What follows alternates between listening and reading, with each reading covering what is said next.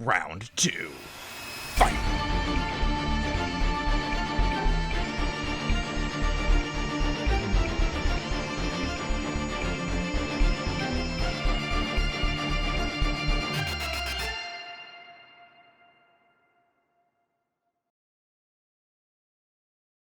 Hey guys, this is Hello, Claybo, here with Ginooo over here. Hello, Ginooo there. How do you feel Ginooo, today, Claybo? Ginooo, how you feeling today, man?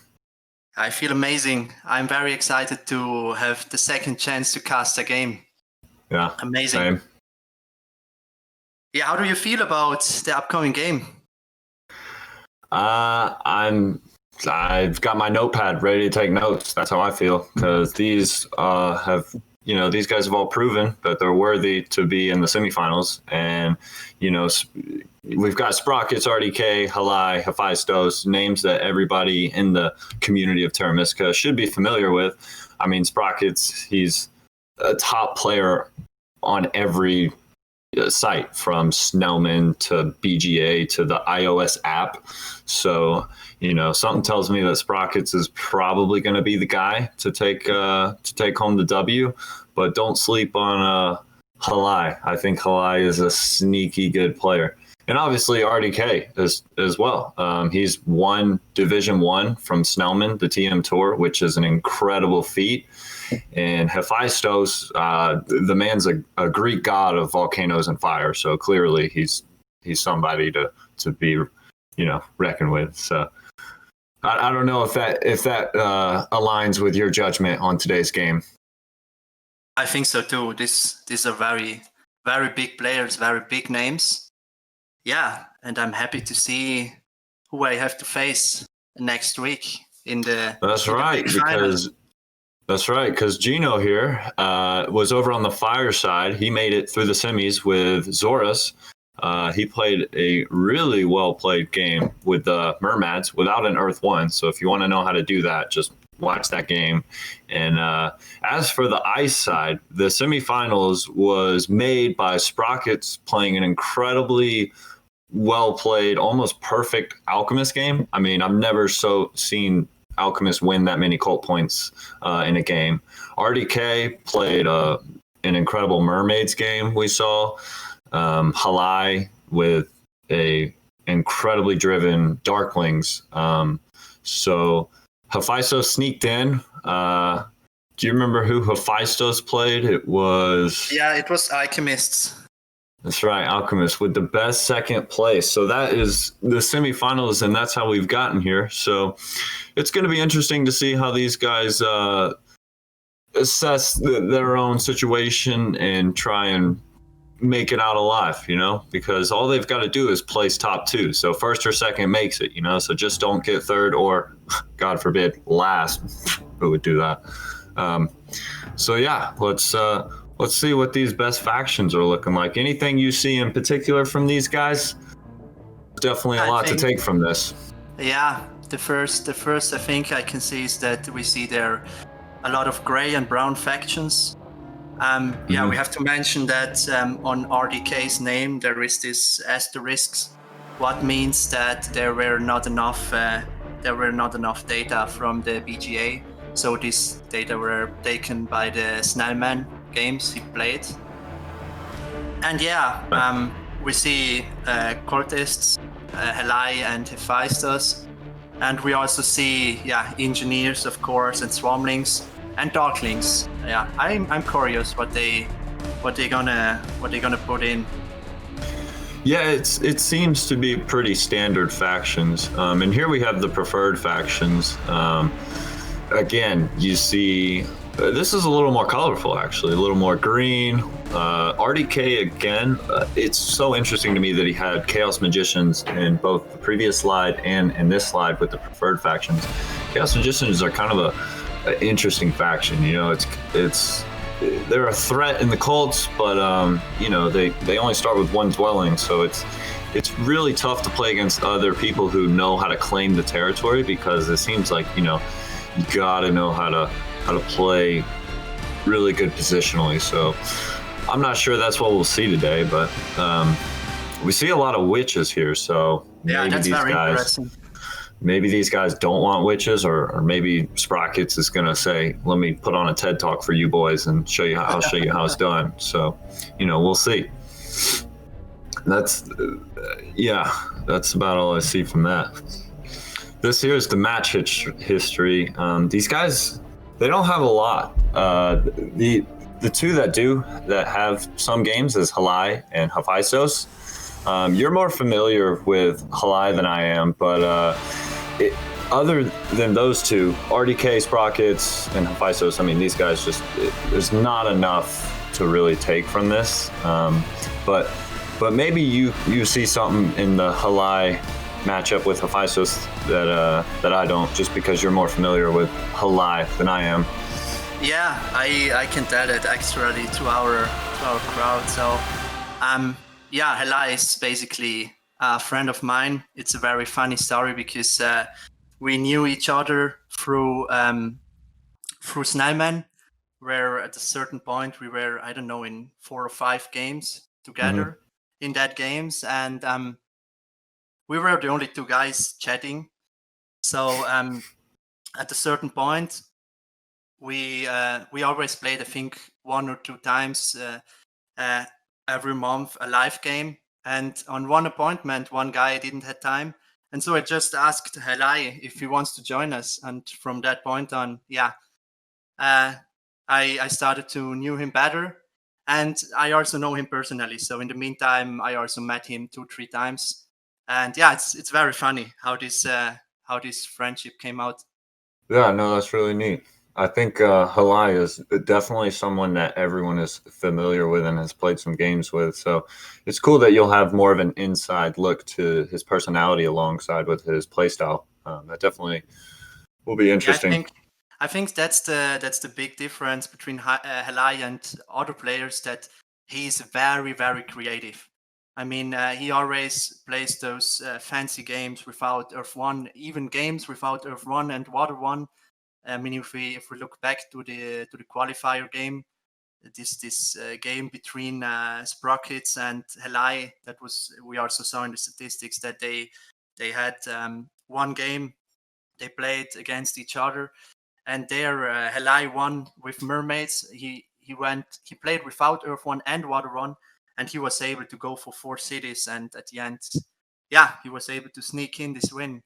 And I think because of that, haligh is also known in the community because he always had these fancy games. So if you think haligh is very fancy, and I would argue that Sprockitz is very flexible, what do you think is a better quality to have? I don't know if you can talk about better quality, but I think they are both. I think with Sprockitz, it's the same thing with haligh. I mean, I watched some games he played, some reviews on BGAs, and he's also a very creative player. He also knows how to play without Earth 1. He also knows how to win without taking any point favor.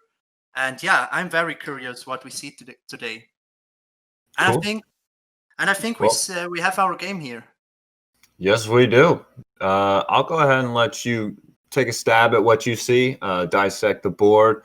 It definitely looks like this could be some high scoring, so I'll let you take it away.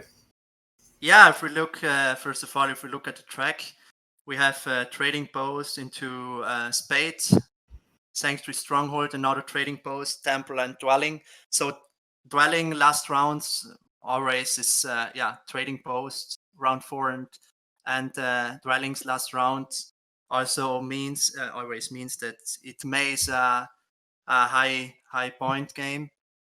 And if we look at the bonus tiles, first of all, what I see is that we have all 4 victory pass tiles there. We are missing the Spade Bond. Worker Power is missing, and I think the last one. Oh, we have very fast picks here. Already, which is picked on first seed. Yeah, one thing that I've noticed about Sprockitz is he might be the world's fastest Terra player. I mean, it's insane when you watch him play. And that's the crazy thing, because no one knows him from live playing. I mean, I think nearly all his games he played on BGA, he was playing async. So Mhm. Yeah, when he you first wouldn't came think in, you wouldn't think the async player would be speedy, but he is. yeah, We'll see if that keeps up today. when he Uh, first came into this competition, people were saying, "Oh, let's see how fast he is or how good he is if he needs to play live." And I mean, yeah, if we look at his if his at his game, his where he qualified for this fire two for this ice final now, I think he needed in nearly all his games not more than 10 seconds, and I mean that says everything. yeah. So looking at these factions picked, we have green and we have black. Green being the witches, black being the alchemist. We can kind of predict what to expect just based off color matches. We already see haligh Giants. picking giants. So now we have green, black, red. So this could tell us what RDK is thinking for the fourth pick. He knows that all the scoring tiles are in the game, which helps swarmlings. Now, even though swarmlings would be color sandwiched, the landscape is sort of like a cheat code. Like it doesn't matter. You can kind of play anywhere on the map and you'll be fine. And if he's not, wanting to put in a colored sandwich swarmlings, maybe he definitely doesn't want to play gray. So dwarves and engineers are pretty much out of the game. So we're left with yellow and brown. Yeah, Um, I think maybe brown. I mean, if we look back at the preferred faction from those guys, I think mhm. we saw a lot of brown factions, and yeah, maybe they will go for a brown faction, and it also makes some sense, I think. Yeah. So if that's what he does, yellow or brown, then that'll change everything in terms of how these guys are going to want to play. But where witches start, what are you thinking as of right now? Because this is going to be pretty important for how everyone's going to play. Witches start and giants start. What do Yeah, you I think? think which If is if we could throw the grid numbers up, that'd be nice. That way everyone would know what we're talking about here at production.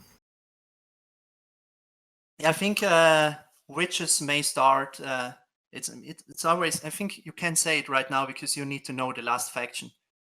But witches have the possibility to start double center or also in the east one dwelling. Depending, maybe also if they go now for a blue faction, maybe mermaids and mermaids start in the center. We Hmm. have our last big cultists. Yeah, Which is cultist. Yep. This is yeah, going to yeah. give us a more defined uh, expectation on where these guys are going to play. So, and right away we have the two colors that are touching is alchemist and cultist. So, green and red have no color neighbors. So you would expect slightly better game, but I imagine these guys are going to bust out these dwelling placements. But you have to think Hefaistos playing the witches in first seed, he's going to throw one down on F4, which is right smack dab in the middle. I And think that will happen. First dwelling of witches for sure on F4. right.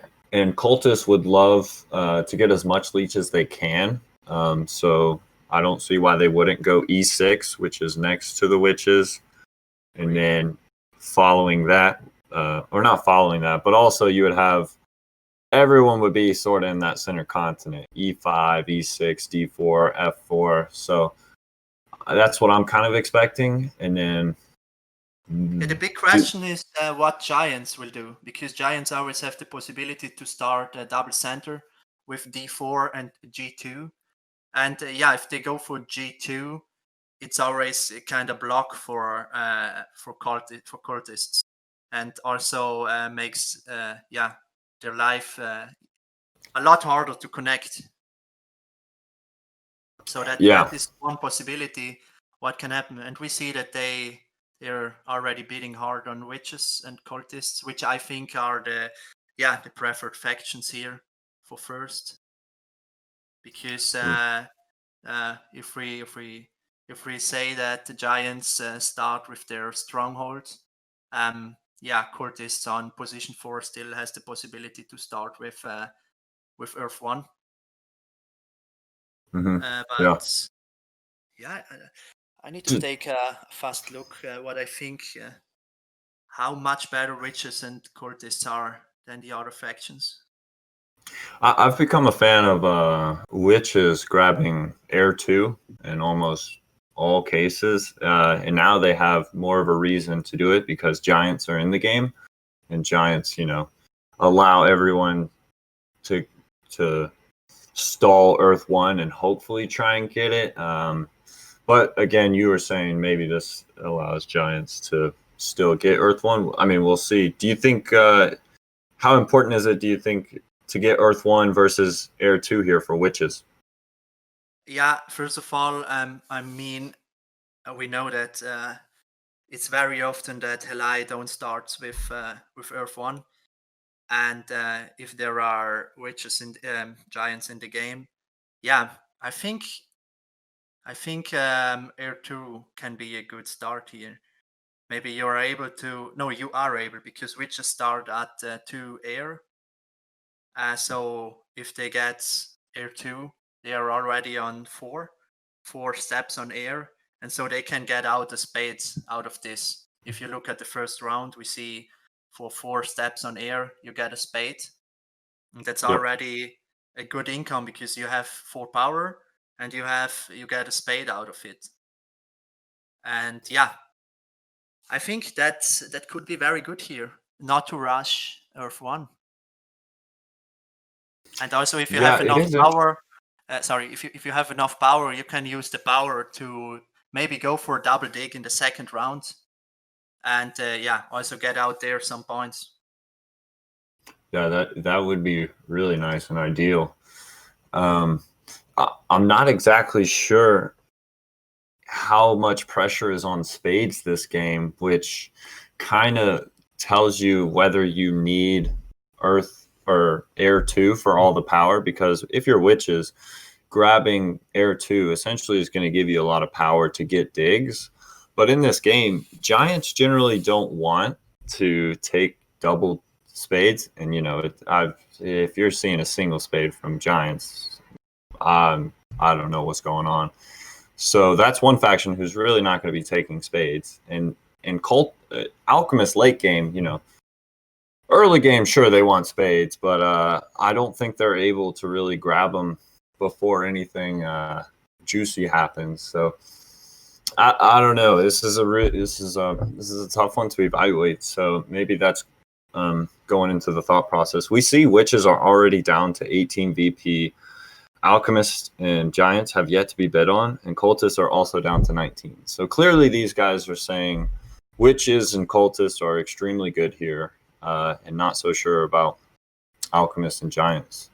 Yeah, I think that too, because if you look at alchemists, they love to start somewhere in the center and be able to reach, let's say if they start, for example, at E5, they want to reach these black hexes, C1, B3, A8, and for that they need, so the ideal start would be that they have ship 2 and are able to reach these hexes. And if we look at the bonus tiles, alchemists are sitting on position 2, so they get the 3rd bonus tile in the first round.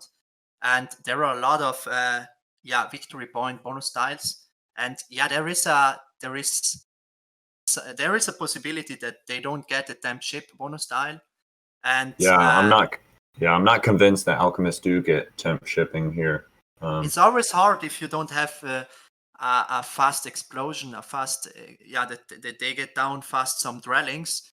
It's always hard to play alchemists because they really need a good worker production to explode the last 2-3 rounds.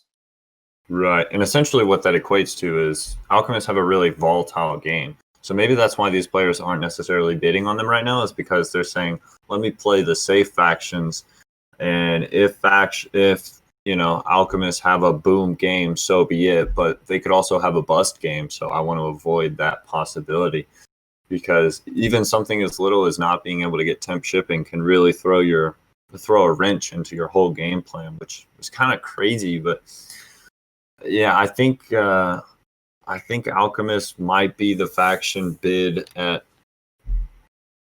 Am I crazy to say Alchemist will be the 30 faction here? Oh, we have a game. Wow. So Sprockitz and haligh sitting on cultists and witches, and So Hefaistos on giants. I'm not crazy to assume that Alchemist will be the 30 faction, because we have two 30 factions, Alchemist and Giants.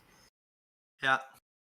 That is really, really neat. So there was maybe a discrepancy in the evaluations between RDK and Hefaistos. So here come the dwelling placements.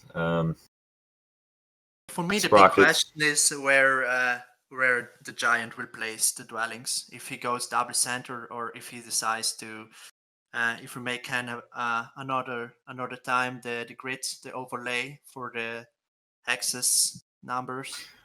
Production, please. Thank you. If giants start on D4 and G2, or if they go for D7, I see no reason for going in the west in this setup. So yeah, that's a big question. Where giants go. Yeah, I'd like to bring up one hex that is very important. So in a game with witches, giants, and alchemist, which is black, green, and red, there's one hex that all three of these factions will have their eye on, and that hex is B5.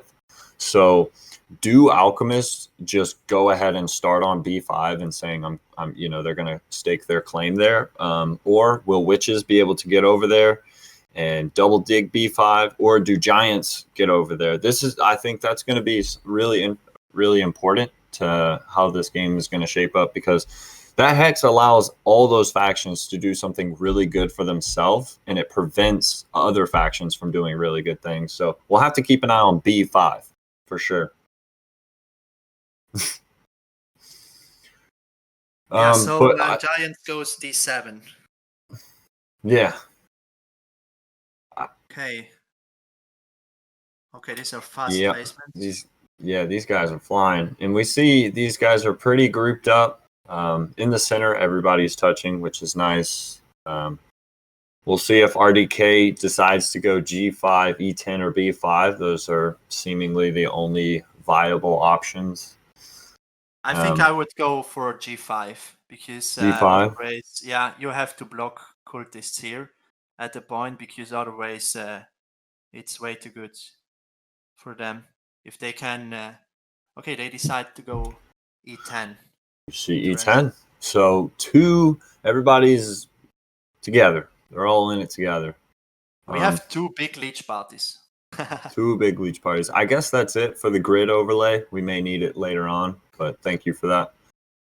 And we'll see if giants take temp ship, or if alchemists are able to get temp ship. That's kind of what we were a little worried about. Oh, interesting. Cultists going for the sanctuary stronghold, and giants for the temp ship. Yeah, maybe haligh went for the sanctuary stronghold, that he forced the giant to the temp ship and declined it to the alchemists. I think that was his thought process. Yeah, a little domino effect. I think is definitely the thought process there. Makes a lot of sense for me.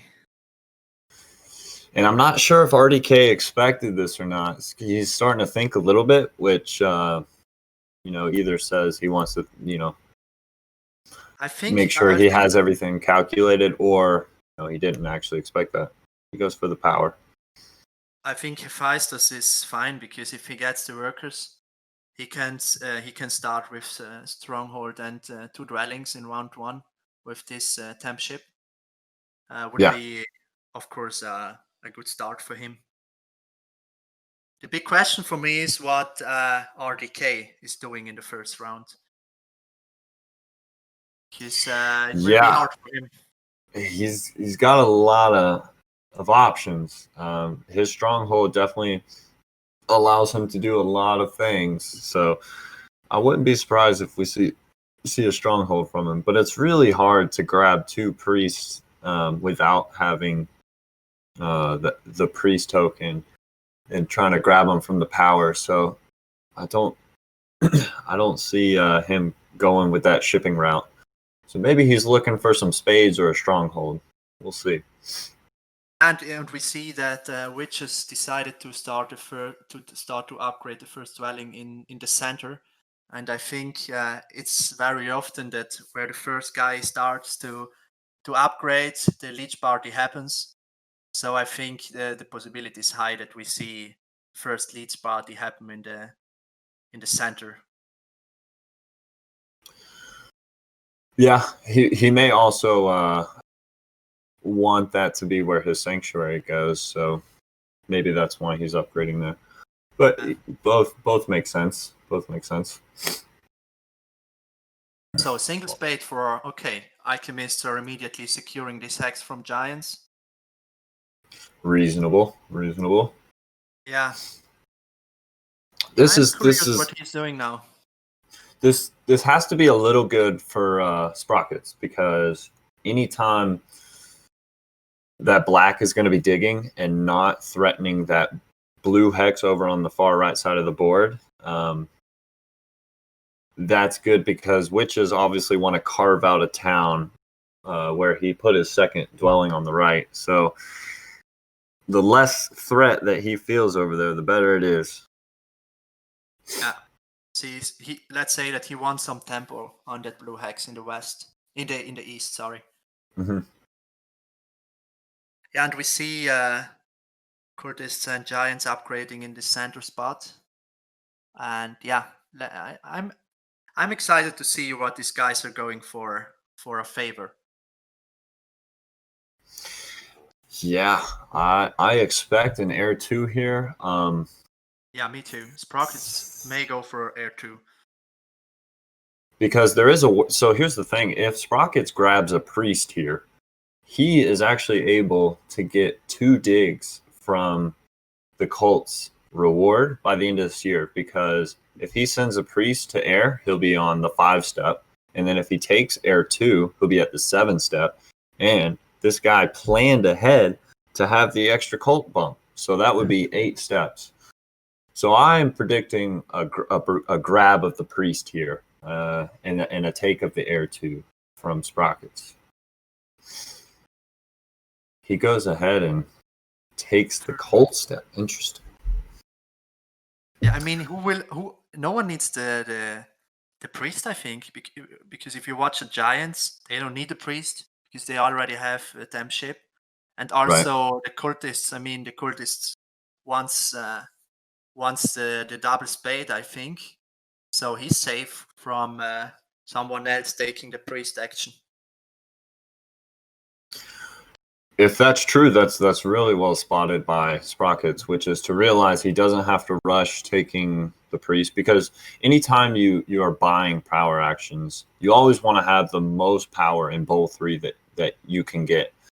So when you rush it, you cause problems in your bowls and you destroy the max capacity of your bowl. Whereas when you wait and allow power to build up in your third pull, great things can happen. So this might be what we're seeing from Sprockitz. Yeah, the interesting thing will be, I mean, he gets two more power from this center spot from cultists if they upgrade to a temple, and then it depends at what time the cultist gets the double spade, and if he decides to, he will decide to take this center yellow hex, and from that he gets other 2 power. But we see alchemists upgrading in the east. So if cultists upgrades to the temple in his next move, Sprockitz already has some power in his third bowl. And he don't has to burn 3 power out of his bowls if he wants to take this priest action. Right.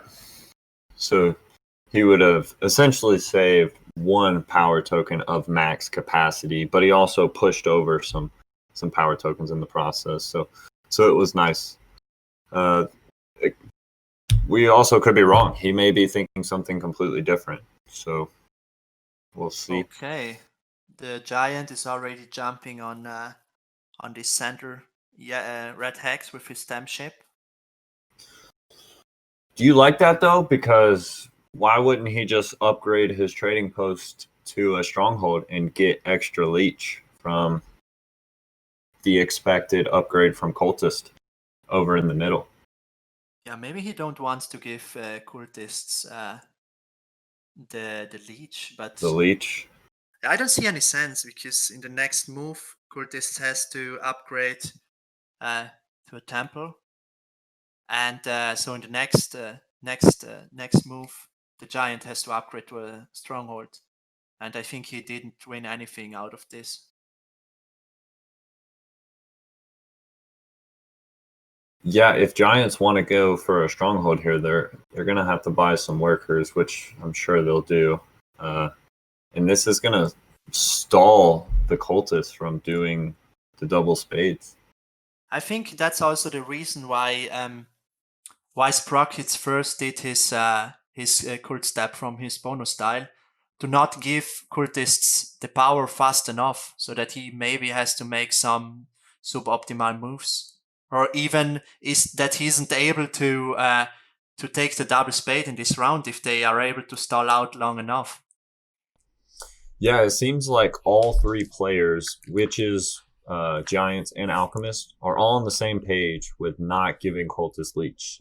We see alchemists upgrading over in the east away from cultists. Giants and witches are making stalling moves. So this could really hurt cultist game if they get, like you said, suboptimal moves and a slow momentum from the beginning, which could be kind of scary for haligh. But he's pretty fancy, so maybe we'll see something unexpected. Yeah, there is always plan B for him, just to take the priest, and he gets the spade from the air cult. So that's maybe plan B for him. Right. So we see a hard dig in round one. That's very interesting. Very, Okay. very. I like it though. I like it. I'm not saying I don't like it, because I don't see anything else. I mean, I guess he could buy a priest, which kind of says, "Oh, witches, you can't do that whole 8 cult step thing." But like, is it even that bad if witches don't get that? Because witches can still just get double spades eventually. Yeah, it's interesting. This hard dig is very interesting to me, because yeah, I don't know what he's thinking at the moment, because maybe he also wants to just save his power for next round, because next round, oh, and we see air 2 for witches. And now witches has enough power to go for the double spade, but Yep. also the giant. If the giant now upgrades to a the giant, I think the giant's going for the worker action now, because he has not enough workers for the stronghold. Yeah, we were talking a little bit about, or a little bit before the stream started, on how Sprockitz, from his first game, was saying he was just kind of making the moves that his opponents were allowing him to, which goes back to him being really flexible on the fly. And I think this is a prime example of what a flexible player does. He's saying, if you try and block me by taking the spades, then I can take the priest. If you try and block me by taking the priest, I can take the spade. And or vice versa. He's basically, I mean, it's crazy how this guy just seemingly can never get blocked because of his flexible gameplay. So maybe that's why he valued witches so high, is because he saw this path, or multiple paths.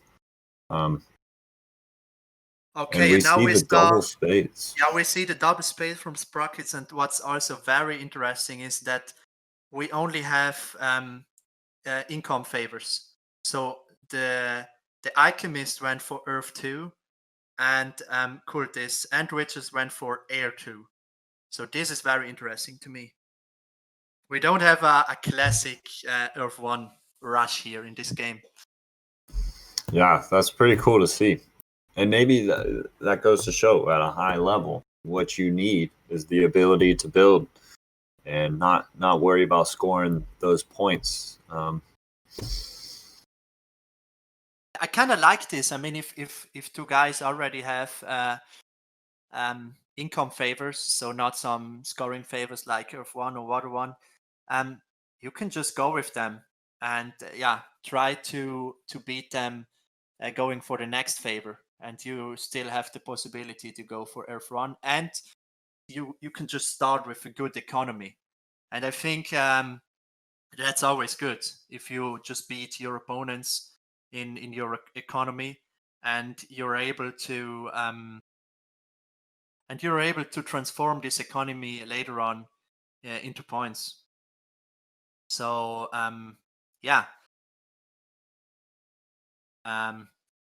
what's so Alchemist passed, and I think he will go for. They're a 3-point favorite. No, there are the 7 coins, worker trading post, and past rallings with the coins.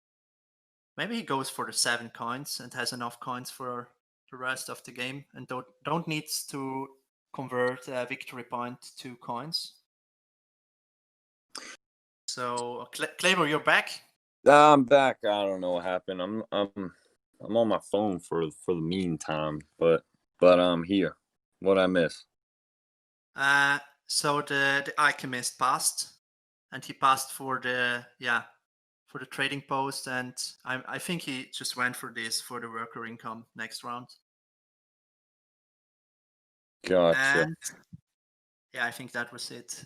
We're waiting for haligh at the moment. I think he goes for another dwelling. I would suspect. Yeah. And Sprockitz was able to stall this out, that the cultists had to build after him, and so the cultists didn't get a cult step if Sprockitz accepted the power, or on the other side just a power. Huh. Okay.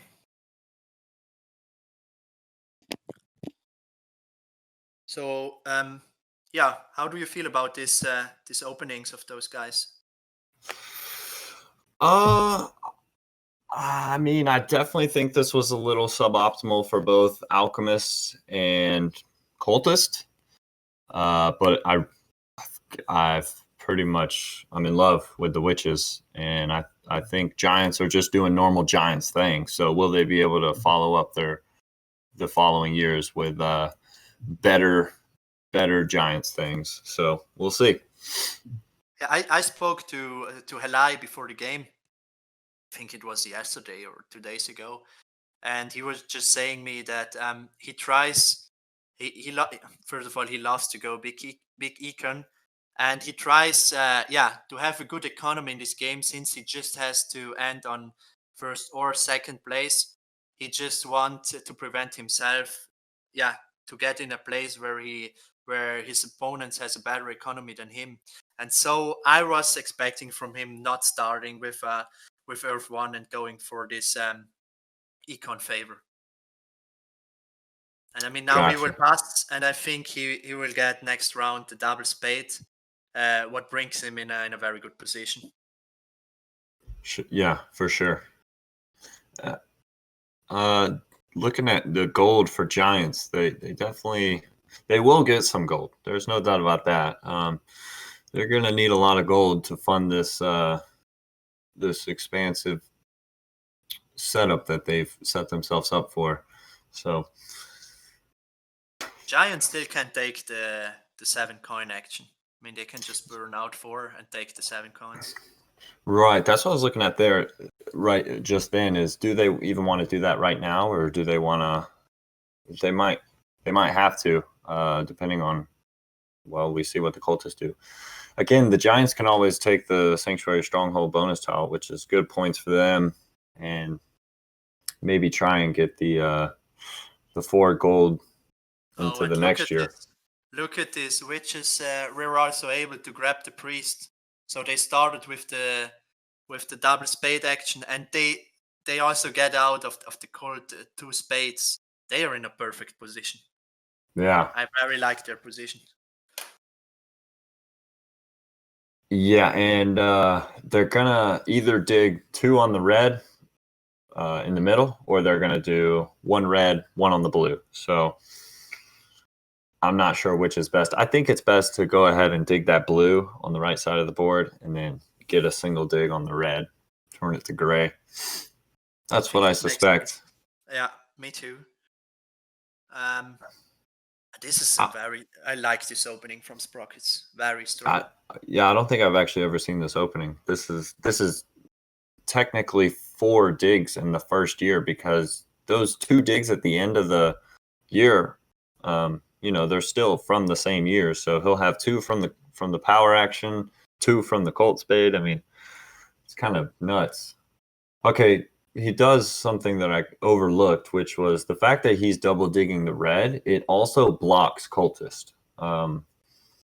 which now that I see it, it's much better. It's much better for sure, because he can at any time just go ahead and hard dig the blue if he ever feels threatened by the Alchemist. And I don't even think the Alchemists are even worried about going down there. Yeah, since they took the brown one next to the giant, I think they don't need this blue hex.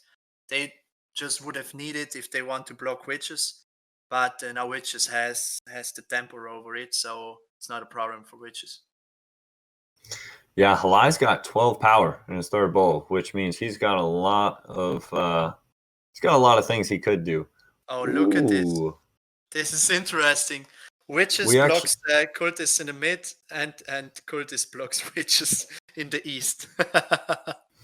So we actually saw something similar to this in another Fire 2 Open game. I'm not sure if you remember, but it was the Christopher Ho game. When things started going crazy in that game, he blocked off the witches as well in the same fashion, and it allowed him to still compete for second. So I'm not saying this totally ruins Sprockitz by any means. I still think Sprockitz is in a great position, but maybe I change. That's very often the Terra Mystica. If you play too aggressive and start to block other players, often it comes back to you that you get also blocked on another side of the map. And yeah, right. I have to say that I really played a ton of games with haligh, and sometimes when we were the 2, let's say higher eload players in the game with 2 other players, we just made war against each other, and at the end of the day sometimes we ended on 3rd and 4th place and the other guys won, because we were killing ourselves. And that's often the problem. If you play too aggressive on one side, on the other side you get punished for that, and that's often very that's you have to care about this. Yeah, Terra Mystica is interesting because it's obviously an area control game, but the more you're fighting with other players, the worse it is for you, right? So if we see witches and cultists fighting here, that just means it's good for black and red, right? Giants and alchemists. I'm not saying that those 2 moves, changed a whole lot, but it definitely changed some things for sure. So I also would like to change what I've already changed, which was my opinion on how his digs should have gone. I think the Colt Spade digs should have been 1 and 1 instead of 2 on the red. Because he still just for that reason. Yeah, just for that reason, and he still could just hard dig, depending on where cultists goes. He could just hard dig the other hex, and I think the cultists never in the second round, after already having a hard dig in the first round, he never goes for a second hard dig. So that would be, let's say, the safer play, and he could secure this down in the east, because now he's not. Yeah, he has this possibility. So the witches has the possibility to take this brown hex, but that's just a dream. Yeah.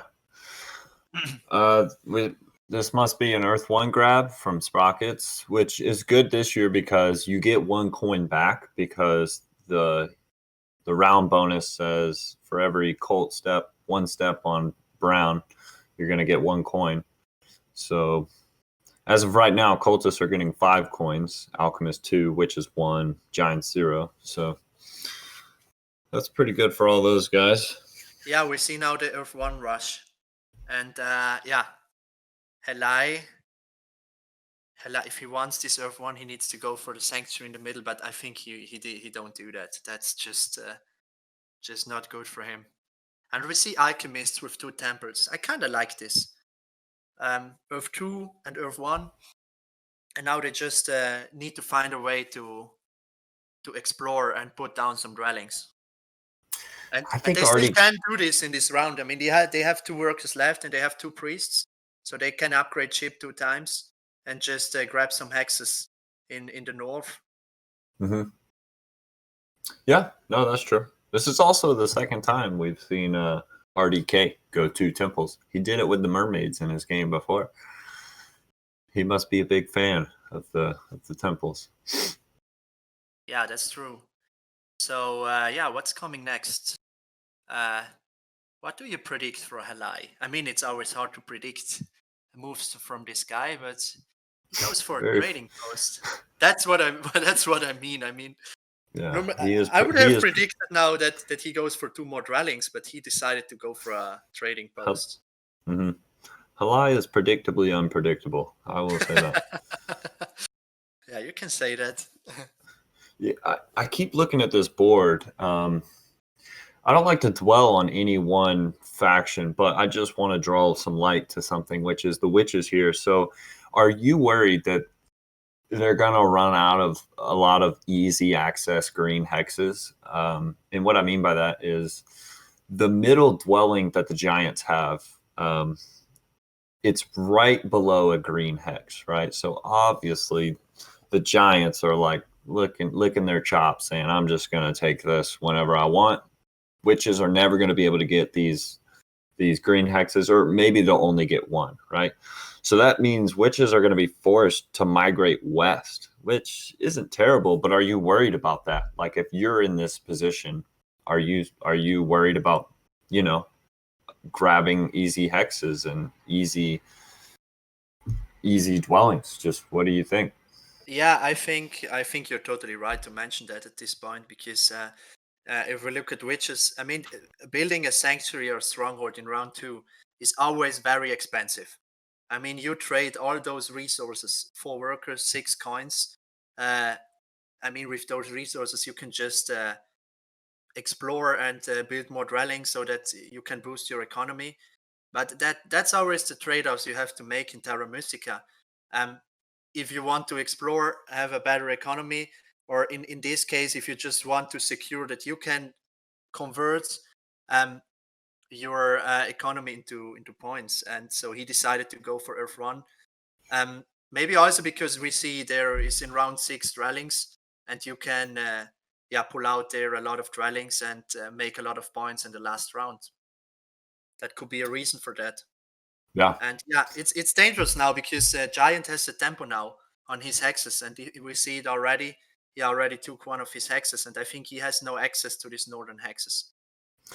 Yeah, Giants have a temple, and that temple got Earth 1, which is also really good for Giants.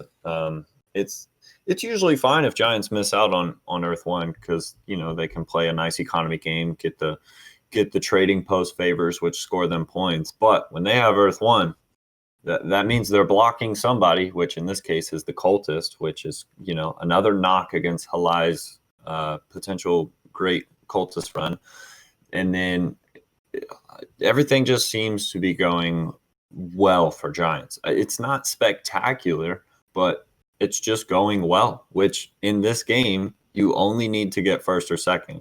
And if somebody told me, hey, you played well, I would assume I got first or second. So it's looking good for Hefaistos. That's all I'm trying to say. Yeah, and we see Hefaistos jumping on the Sanctuary Stronghold pastile. And there is the possibility that he can go for the Sanctuary next round. and then he can put his sanctuary in this middle spot there, and can just make a 3 structure down. So he just has to use one more dig on a non-red hex. Yeah, definitely. Yeah. It's gonna be sad too for Alchemist here, because connecting for them, it's looking real shoddy. Because remember that hex we talked about, I think it was B5. We had 3 factions looking at it. Well, Giants are going to be able to get there first, and that's going to block the Alchemist from.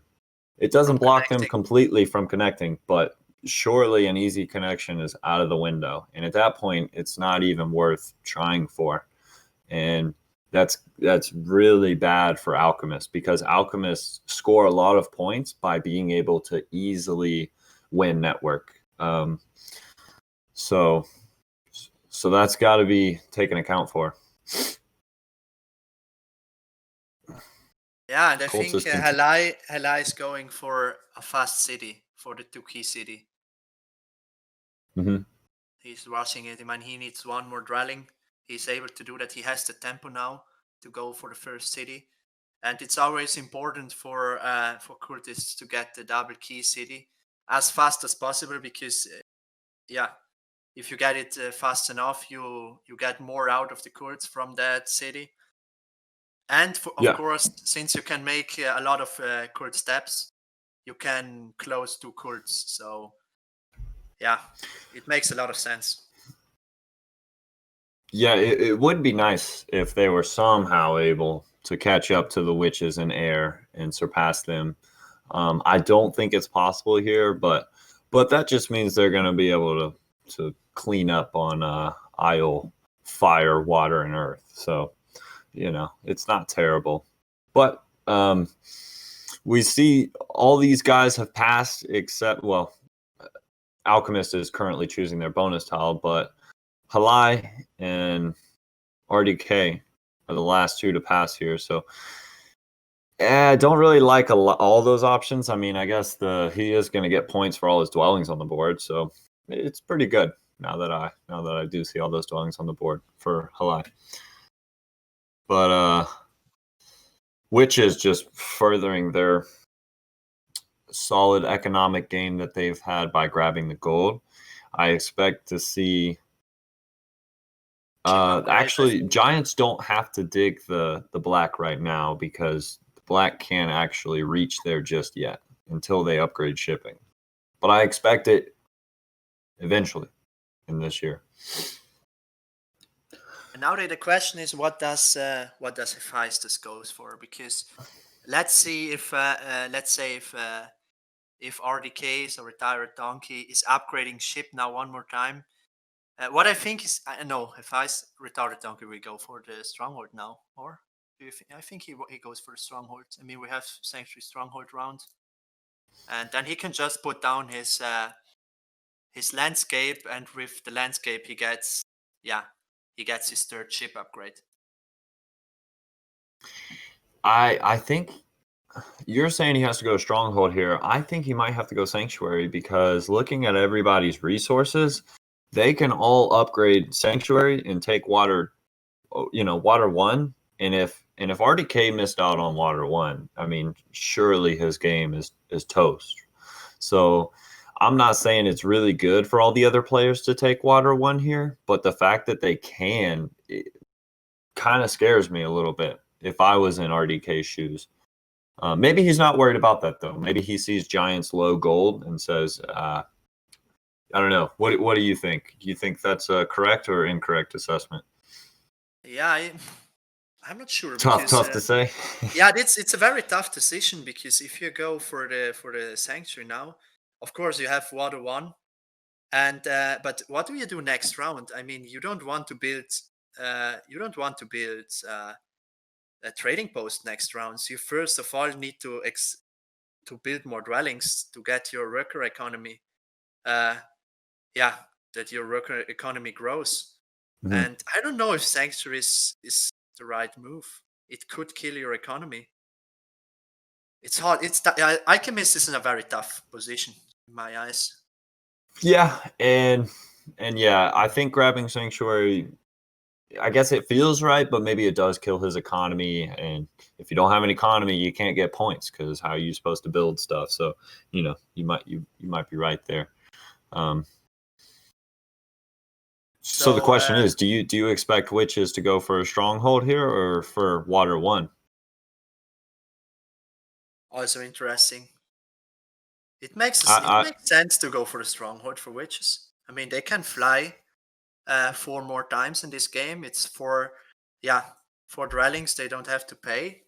So and they have a city, and they can push their economy with this city. Gotcha. It could be good. It makes sense. Well, I think he's the big question master. mark. He's the master, so He's he the will tell master, us yeah. what the correct move is. We will not. we will be agree with what he's doing. Yeah. I feel like I gotta pay him for this private lesson that he's giving us after this game. So I don't know if you got a Venmo, Sprockitz, just let me know. But no, I mean, to be honest, I don't even think Sprockitz has the best game here. If you told me this is the game, which seat do you want to play in? I think I'm picking Giants. It looks really good, and they just took water 1, so they've got both scoring tiles. They should be able to pass for some coins, and they can buy some more whatever resources they want if they want to. Looks like they're going to be able to build a town next year, which is going to fuel the economy. I mean, I don't really see a bad thing about Giants game, and they have the best pre-spot for them, which is fire. So it's not the best. I mean, it's equally as good as air, but they got a 3-step. So I totally agree. I very like this position of Giants. The only thing I want to mention is if the Giant in the next round goes for the center city, they may lose the temper to prevent alchemists from connecting. I mean, that's something to mention at this point. So that will also be a decision that has to be made. no, you're absolutely right, for sure. But I would like the city, because if they just grab the 7 coin action and build the city, take the shipping city, then they can build some dwellings. I mean, they can build another dwelling in the north, but they may lose this. Yeah, I forgot that they still have a spade this round. Oh, they still got a spade. forgot about that. Do you think he leaves the black hex open just for more neighbors? I can't think of anything else. Yeah, it would make sense. Make sense. must be it. So witches did go stronghold. So are they even interested in placing their dwelling above Giants' stronghold and sanctuary, or is that hex just toast out of the game? Maybe they fly in southeast, because I think the cultists don't need any hexes there, so they can go for an easy city there. This for perfect. Thank you, production. If they fly to E11 and then they grab H8, E10, and H6 for another city, they would have neighbors there, and that could be in his mind at this moment. But wait, where did you say they were gonna fly? I missed it. E11. No, I11. Do you know the good Italian English? No, I genuinely was. I thought I knew, and I was confused. I11. Gotcha. No, that's a great spade, because I don't think cultists are interested in any of those spots down there that can easily be dug. I think that's good on the coordinates. Thank you, though. Yeah. So haligh took what did he do? He advanced ship. Okay. The question is, do you think haligh goes for this gray hex? If we can have the overlay for 5 more always need. seconds. Yeah, G1. G1 is the hex. Do you think that he will triple dig this G1 hex for another city? Yeah, I've been waiting for this question to pop up. I've played some games before where you don't dig it and you don't bridge over to it, and they work out seemingly better than if you tried to build that town, because you spend so many resources to build that town. But he has put in a lot of resources into the sanctuary. So I do think now it's kind of worth it to bridge over from F3 to G1 and to dig, especially because he's going to be getting some cult bonuses when the water comes up from round 4. I expect him to, but there is the problem is there is always the danger that witches gonna take it, because it's just a single dig for witches, and so if he takes it, I think he has to take it in one time. So maybe with the double shawl, with Act 6, so the 2 spades, and a single hard dig, so he comes to 3 digs, and then he goes for this hex. But yeah, I don't know if it's worth it, all this effort. It's always dangerous to put in that much for only one single hex for one more city. Maybe there are better paths. I mean, the thing we got to think about too is, how is he going to score his points? Because normally you can avoid not towning up and just go place a bunch of dwellings, go build some trading posts for whatever reason, but he doesn't get points for putting dwellings down. So it makes me think that it's better for him to just committing to this town, because he's lost out on Earth 1, which that's my mind. That's my thought process. There is, he's not going to get that many points. And we see he used one dig on G1 and the other one on H5. The digs he gets from the track, and so he goes for this city. So at least he tries. Mm-hmm. Thanks for the overlay production. We did see the alchemist go stronghold, as you had predicted. Likes the stronghold. And it looks, there is no way for alchemists to connect their stronghold and temple over on the right side to the other buildings. Oh no, there is a way. I'm dumb. I mean, they could, they could build on. They could build. Yeah. I'll be surprised if that happens, but they need, first of all, they need to get a better worker economy. I mean, they get every round 4 workers, and that's not enough. I always like to see at the end of round 3 7 worker income or 8. Mm-hmm. That's that. If you have that, you have a nice alchemist game. Yep. I don't know here, but maybe he's able to wrap it around. It does help too that he did grab Earth 1. That's gonna help with his lack of workers that he has been able to produce. So maybe he kind of expected this low econ game start. Maybe he'll get it snowballing in a little bit. We see that witches fly to the hex I mentioned. Yep. I always like that. I also tried that sometimes, and since Cultists already has all their hexes they need at this place, and the grays and the green and the blues are just expensive for them, and they have other stuff to do. So it's a nice place to build a city. Of course, you also feed some leech to Cultists, but it's a city. You can build a city there with only 3 digs needed, and that's a very good spot. Yeah, no, that's really nice. Yeah, the witch's flying ability is really neat. Anytime you feel pressured to go get a hex, you can just plop it down there. Or if you see, as in this case, you can go find some unique town spots and really get your game going. And there is not so much space for witches because they have now this east place where they can build another city, but normally with witches you try to go for 3 cities since they get 5 points for every city they are able to build.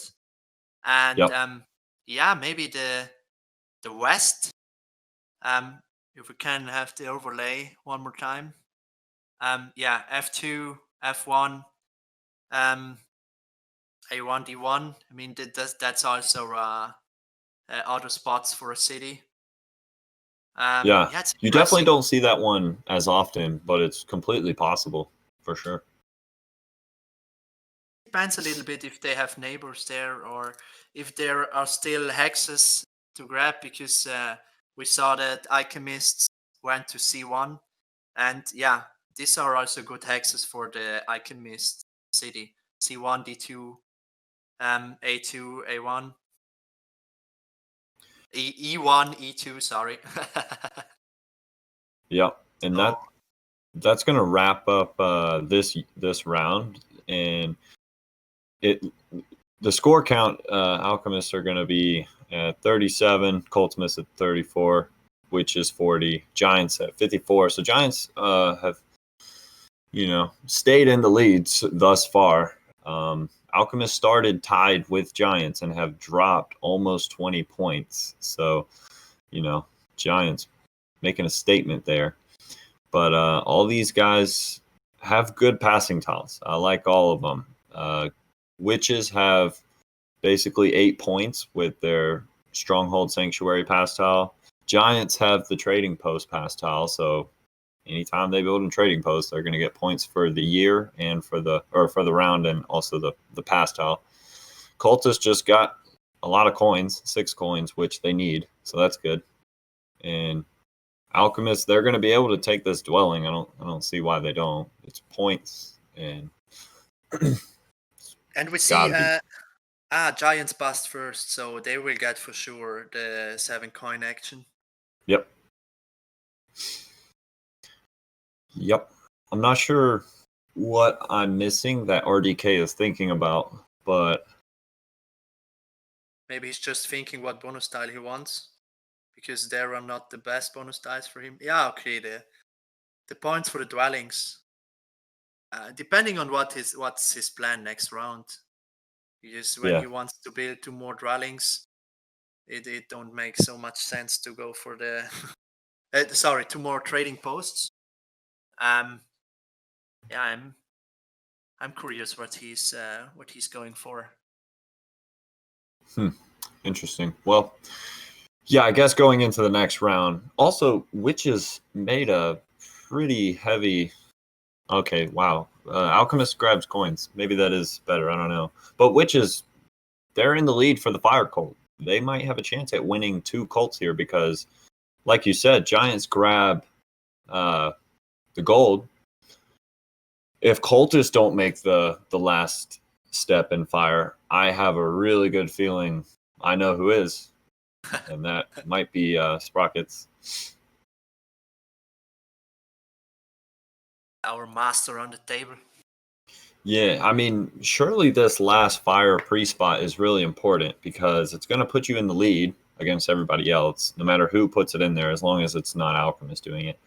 And it's granting them 2 coins for the next year's bonus. So it's got a little bit of double purpose there. Oh, and we see cultists double digging Mm-hmm. this hex. And they secured their town now. They just need a bridge. And they didn't lost their structures there.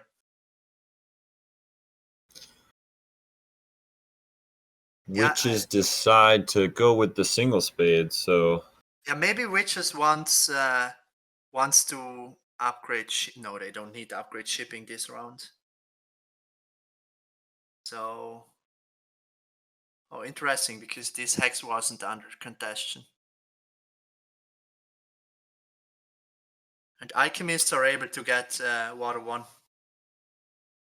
yeah, so I don't think it's terrible, but that just means Sprockitz misses out on water win, which a lot of times it's sometimes bad to have Earth 1 and Water 1 because you need to fuel a lot of actions that are pretty expensive, such as upgrading shipping, digging, and all that other jazz. So when you go and grab things like Water 1 early, it kind of stunts your growth and economy just a little bit. So not grabbing Water 1 here is just going to help Sprockitz compete for number 1 in network, I would say. Yeah, that's true.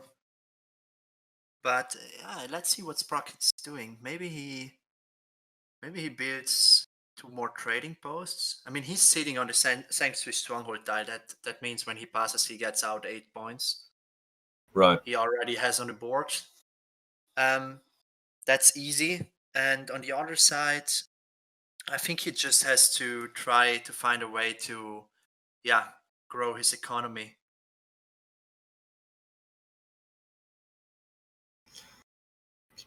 The thing about Giants is they've got a lot of points and they have yet to build a town. And Cultists have already built 1 town, as well as Witches. That's pretty solid. That's very solid. As soon as they build a town too, it's just gonna fuel their economy too. So I think they're gonna be able to put down maybe 2 trading posts this round, which is going to be really good for them. Maybe they do more, but surely 2 is enough. 2 trading posts and a dwelling in the center for the city, and I think they go for upgrade shipping city to get access to some hexes. Yeah, they don't have shipping yet, which is going to be really good when they get it, because there's a lot of easy reds that they can go around and grab, and the sooner they grab them, the better. A good thing for Giants in this game is that the red hexes are not under contention, because who wants these red hexes? Yeah, nobody. Good point. Nobody. So I kind of like their position. Mm-hmm. I kind of love it, to be honest. To put it on the 3rd level, not on the 5th. if Alchemists probably want to grab some workers here. They grab a priest, also reasonable. They have locked up seemingly the water cult. I mean, not 100% locked up, but they're pretty far up. They're gonna get some digs at the end of this year for the rewards. So I wonder what he's gonna do with those. He's got a lot of options here, because he's carving up for at least 3 towns for sure. I think he gets look, he's sitting on the bonus tile with the cult step, so he can go to step number 8 to get out 2 spades next round.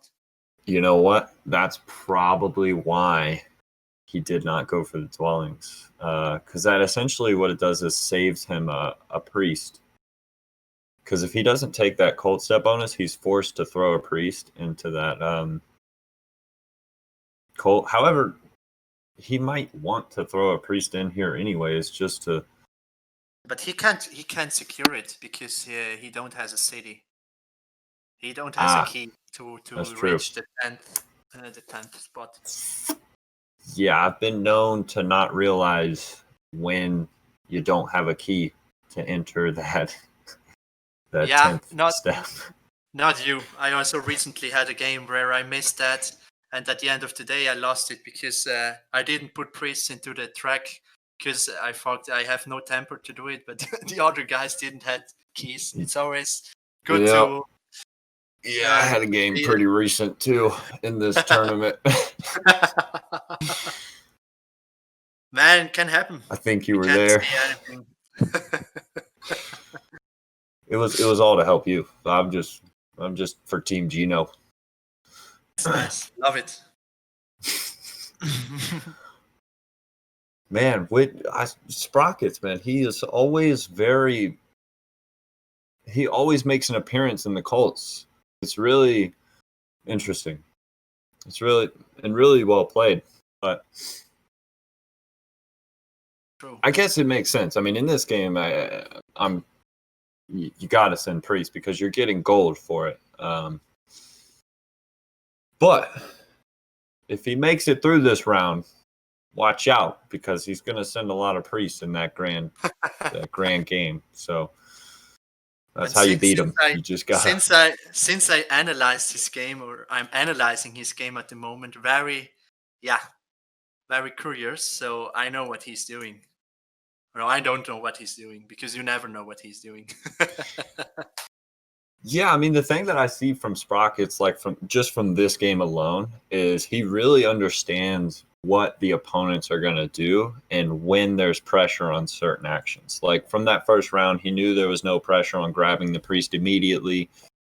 He knew there was no pressure to take spades when he, could have. So knowing that allows him to stall moves, which hurts his opponents. And as we saw in that first round, I mean, he was able to get double spade and then the Priest into the air, which allowed him to get to the 8 step. I mean, it just allows him to have these massive games that are massive snowball type moves. So, and we're seeing the effect. Yeah, he's agree. He's sitting good at 48 points, which is good enough for second right now. I'm not sure that it's enough.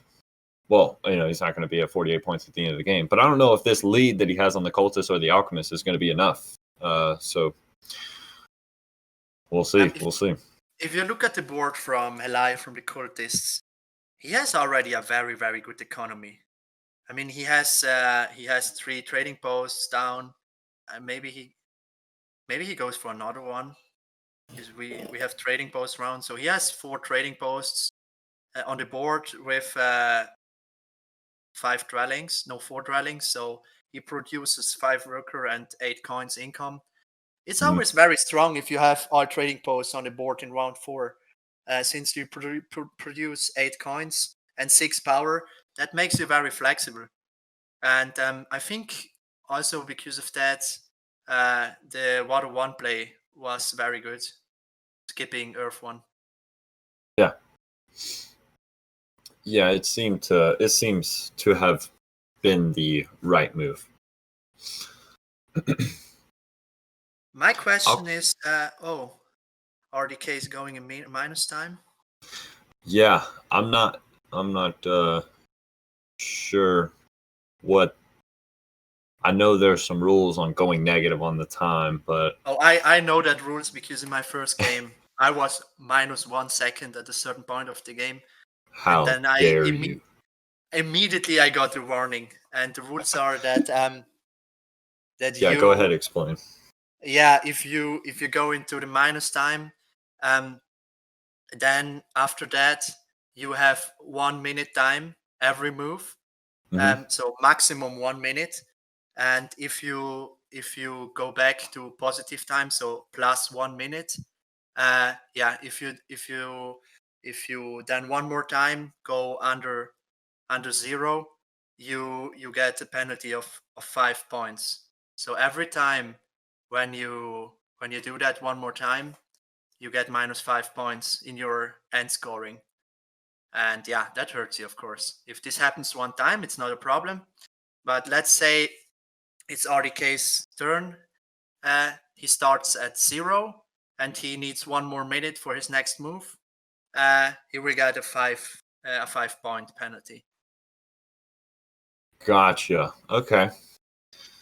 Well, he's sitting at negative 1 minute, so whenever he gets back to 0 seconds and positive, we'll definitely want to keep an eye on that because that cannot be good for losing points. Ay.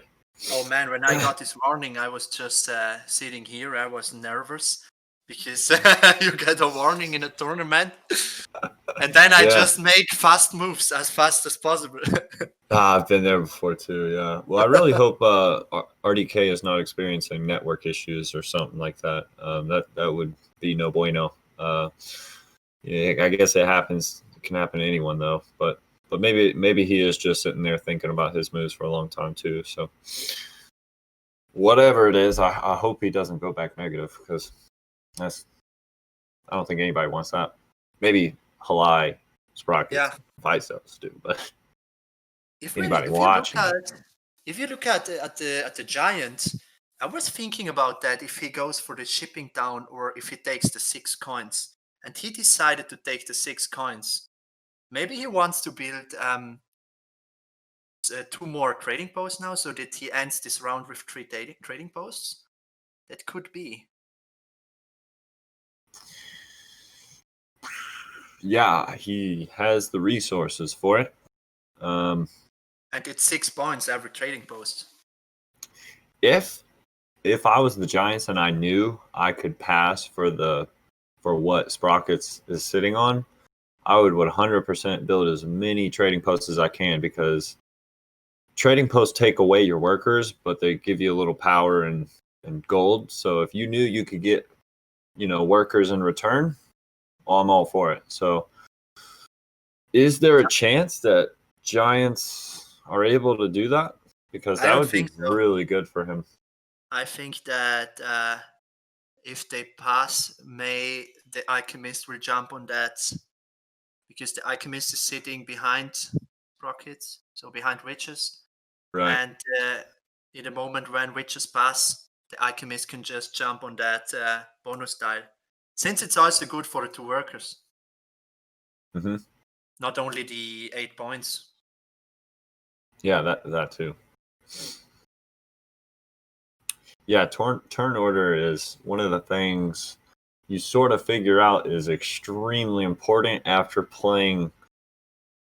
Well, once you start playing variable turn order, because that's the first thing you got to do is start playing that. But it can, knowing how to pass after people, which lines you up for getting the things that you want in terms of whether it's bonus tiles or the ability to go into a round first or second and get the power action you want.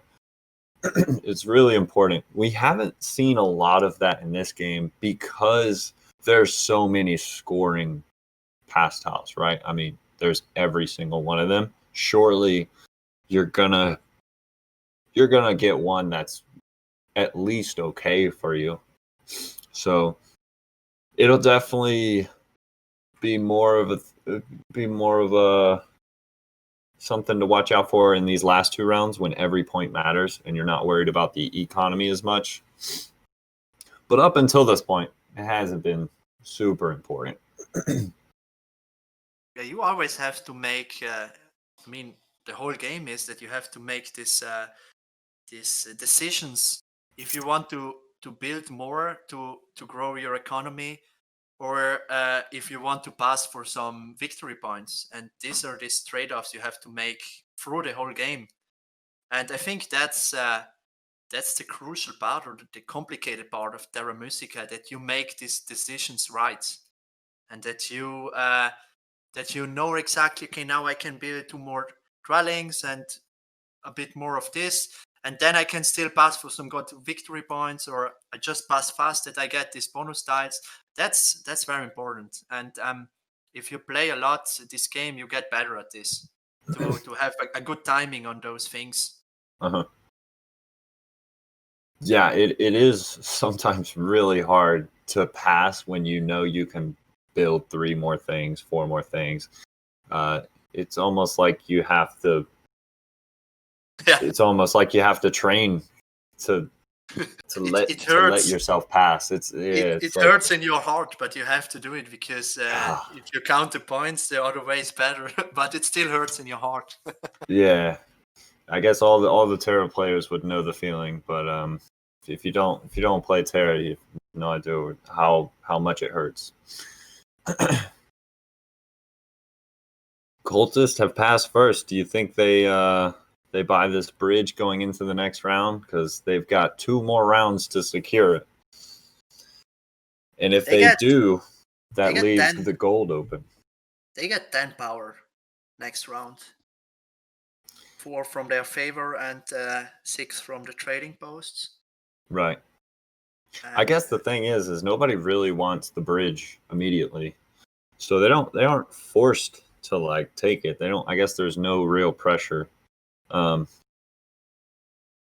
only other bridge I can see coming in this game is over on the top right of the board. We see Giant's lone dwelling. Maybe he wants to build a town via a bridge in that top right corner. So we've got C5 and B6, which can be connected if the Giants decide to dig that. That's the only other bridge I can see being used in this game. So maybe Haligh's not that worried about a bridge. But you always have to care if you go in the last round and someone else sees that they can just bridge block you. That's always the danger. If you play with good people, that's always a possibility to bridge block someone to win. And I mean, if you block a guy one more city in the game just for 3 power, you don't know how to use it very well. It's always good, especially in a game where you just have to come in second. Oh yeah, because it's minus. If you want to say power is gold, it's -3 gold for minus possibly 8 victory points for another player. I mean, that's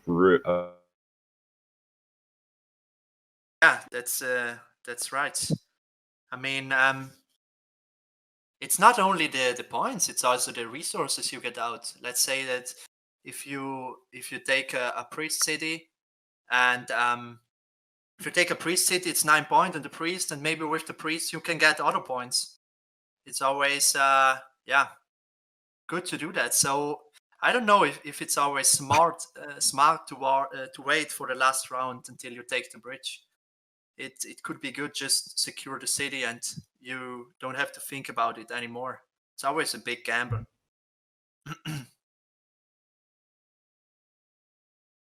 So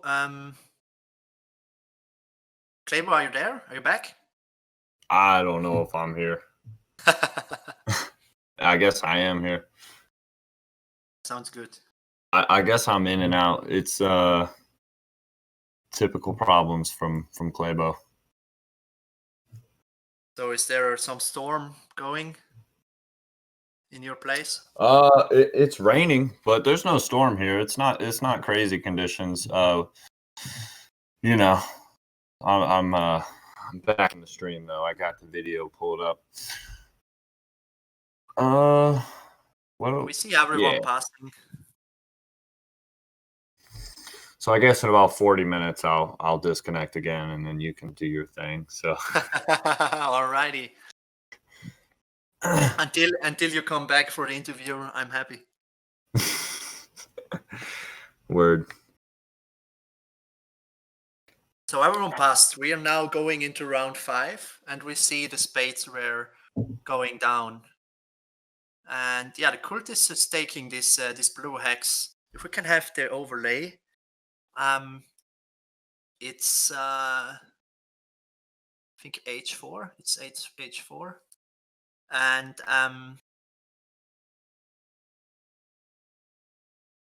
wait, yeah, H4, Yahoo! And we're waiting for RDK putting down his spades. What do you expect from RDK? Do you think he still tries to connect? Nah. The thing is if he connects, is he even winning network? Yeah, I don't think so. I don't think so neither. So what's the point? I guess his biggest question, or not question, but he's just got to find somewhere where he can build next to neighbors. That's a pretty good spot. It's good for one neighbor. It's good for one neighbor, but I guess he's not trying to build a town there, which is just securing black hexes. You can't go wrong there. Maybe he is trying to build a town there. Interesting. But the haligh's turn, so yeah. Will we see the bridge? taking coins first. Which I think he can stall out on the bridge. I think so too. Yeah, if Giants want to build that bridge town up there, he can't even buy the bridge right now, anyways. So he's not on the hex. So And it makes sense. It looks that haligh is also able to go for these 3 cities. One in the south, one with the bridge, and one he already had in the east.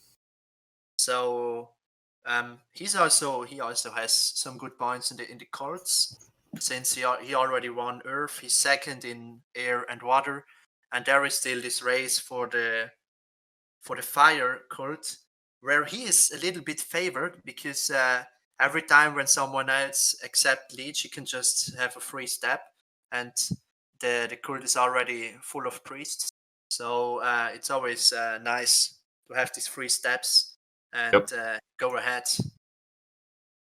I wouldn't be surprised though if he builds into Sprockitz, because his south town is surely he's going to have to be building into the witches, which is Sprockitz. I don't think Sprockitz accepts all those free powers. Maybe he does. I don't know, but that's a really tough thing to play against, which is if you're a faction playing against the cultist, is when to decline, when to accept. It seems so. I don't think there's a definite answer ever, because you rely on your opponents to also do what you're doing, which is to deny. But not everyone plays by the same rules. Sprockitz, it looks like he's answering our question, which is have at it. He took the power. I don't know for what he needs the power. So do we see Sprockitz City this round or next round? No, he has no access to a spade, so I think there's no way that we see the city this round in the east. So if we look at the scores here, because this is what the players are going to have to be looking at, it looks like Giants are in a position that I'm not sure anyone's going to surpass. So it may be a question of who's going to get second behind Hefaistos right now. And that is between witches, cultists, and alchemists. And as we've said in the other semis game, it creates this weird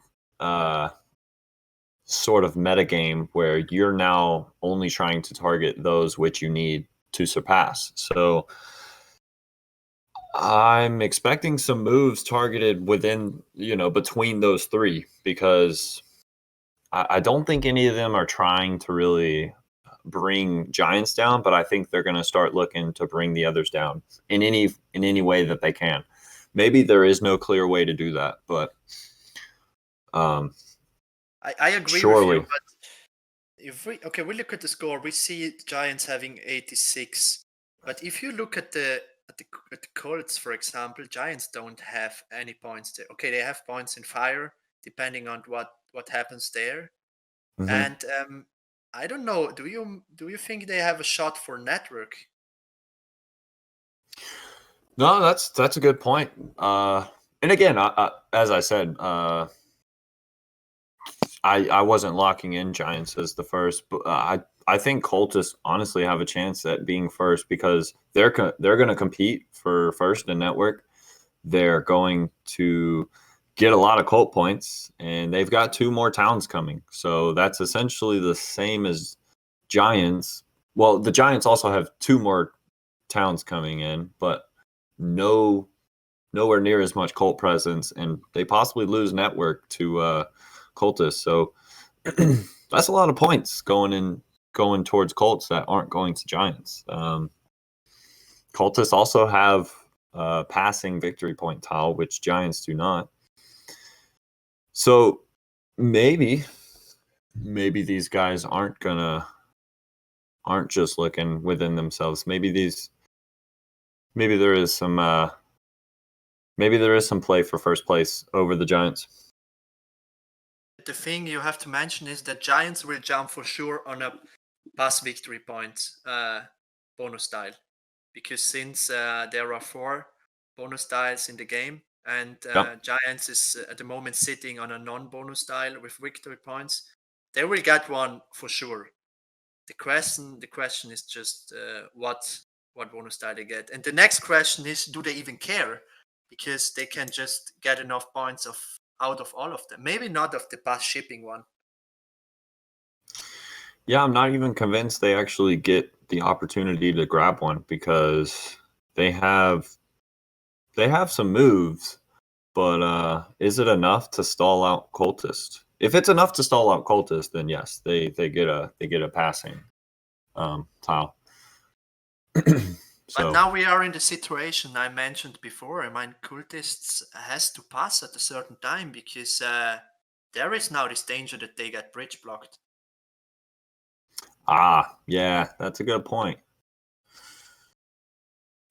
Yeah, that's going to put a dent slightly in the Cultist game, just because everyone's going to be getting some victory points at the end of the game from passing, whereas Cultists will not. The Alchemist making some presence with where they're gonna put some towns. I'm not sure they get 3, but if they grab Fire 2, I could be convinced. Let's see what they go for. Fire 2. There we go. So everyone except witches have 2 towns coming in. Is the assumption. But the next thing is that Giant is now able to lock in the Fire Cult, so they get out. So these 8 points are safe. Yeah, they sort of make out like a bandit there. that cult bonus step is nice. Yeah, and what we missed is that Giants went for this cult city, 1 step in each cult, and with that city they were able to secure this city, and Fire 2 they were able to secure now the Fire Cult. Yeah, it's pretty strong. Yeah, that cult step bonus tile has been pretty useful for, I think, all of these players. It was useful for witches in the first round. We see it being useful now to lock up fire and not having to expend a priest where they don't want to. And we saw alchemists have it, and it allowed them to also clean up or I might be wrong there, because that was when we talked about they didn't have a key to jump in it, but that cold bonus stuff, maybe I slept on it in the beginning. It's been a nice tile. True. And what we are also seeing is that I mean, if you take the double cult city with the cultists, you really want to win at least 2 cults, maybe more, even 3. And they only have 1 cult at the moment, and I think they have no shot for the other one, because Giant just close it. Yeah, most definitely. Yeah, they only won 1 cult, and that's not the plan if you go for the 2 key town with cultist. Yeah, it was definitely just a step in the wrong direction, grabbing it. Maybe he could have seen that there was going to be some heavy cult play and could have steered away from grabbing the 2 cult town, but it's tough to predict some of these things sometimes, and that could be a difference maker, because say, and I agree with you. I think that this is kind of not good for him that he's only secured 1. But say he was able to grab the single cult step and accomplish the same thing.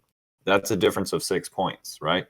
Yeah. So if we see at the end of 6 points. So if we see at the end of the game that 6 points could have done something, he's going to be beating himself up over that. We will see. Yeah, Giants are in such a good position because they can just go for to max out their dwellings in the last round if they upgrade ship 2 times. Do they actually have the resources to do that? And just put down all their dwellings, finish the city in the east. Yeah, They they already have don't 100 they points. just don't have a ton of resources, and they're gonna have to either build a expensive trading post, or they're gonna have to waste a dig on like the blue or black, which isn't it's not bad, but what it does is it doesn't allow them to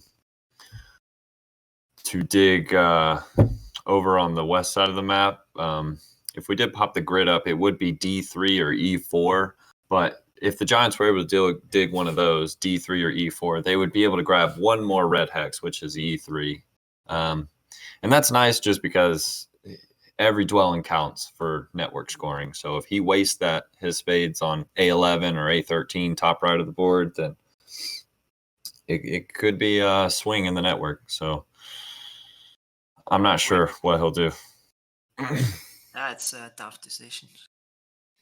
Also, how do they make their third down? Because they need, or they take another hex, or they have to build an expensive trading post. And I don't know, maybe they just use their dig for another hex there, that they can finish their city. Let's not forget these guys are getting gold for priest on the cult Oh, I chart forgot too. that. It's True. not a ton for giants. It's only +4 coins, which you could look at that like a free shipping. Witches, oh boy. What is 10 that? 1, coins. 2, 3, 4, 5. So that's 10. That's a lot of coins. Alchemists, it's kind of weird when they get coins, but it's always nice. It just means they don't have to spend victory points. Alchemist, they get 8 coins, and then the 6 from the stronghold is the 14 coins, and 9 workers income. That's pretty solid for the last round. It is nice, yeah. And possibly he might throw down another well, this is where the whole passing comes into play. I Yeah. suspect giants will pass here for the dwelling bonus. They do not. I guess that's fine because they're still going to be able to take the alchemist passing tile if alchemists decide to hop out. And the next thing I want to mention is we see haligh passing first. That means he has to secure the bridge. Yeah, So 100%. Sprockitz, there is the question: will Sprockitz go for the 7 coins, because he still needs 1 dig in the east for this gray hex to finish his city. So and he already produces a lot of coins with 10 coins from the cults and 2 coins from this single trading post he has on the board. It's already 12 coins. So my question is now, will he go for the 7 coins or not? Because if they don't go for the 7 coins, Giant still has a shot for the 7 coins on the fourth seat. Yeah, Since that's pretty crazy. Since I think Alchemists don't go for this. It's interesting. So we see the last round. We'll see what happens. Big If you just final. look at their resources real quick, I mean, these guys are all stacked except giants. Giants aren't quite heavy resources, but I mean, just look at this. This is going to be a big last round. Oh, haligh is offline. Let's hope that he will come back soon. Uh-oh. Oh my. As you say that, I look at RDK's timer. He is at 0, 0, 0. Oh my god. That boy is playing with fire. What a beast. I mean, 5 points in the end scoring can make the difference. Oh, it's huge. It's huge. Man. Think about you get second and then you don't pass because you lose 5 points. That's, oh boy.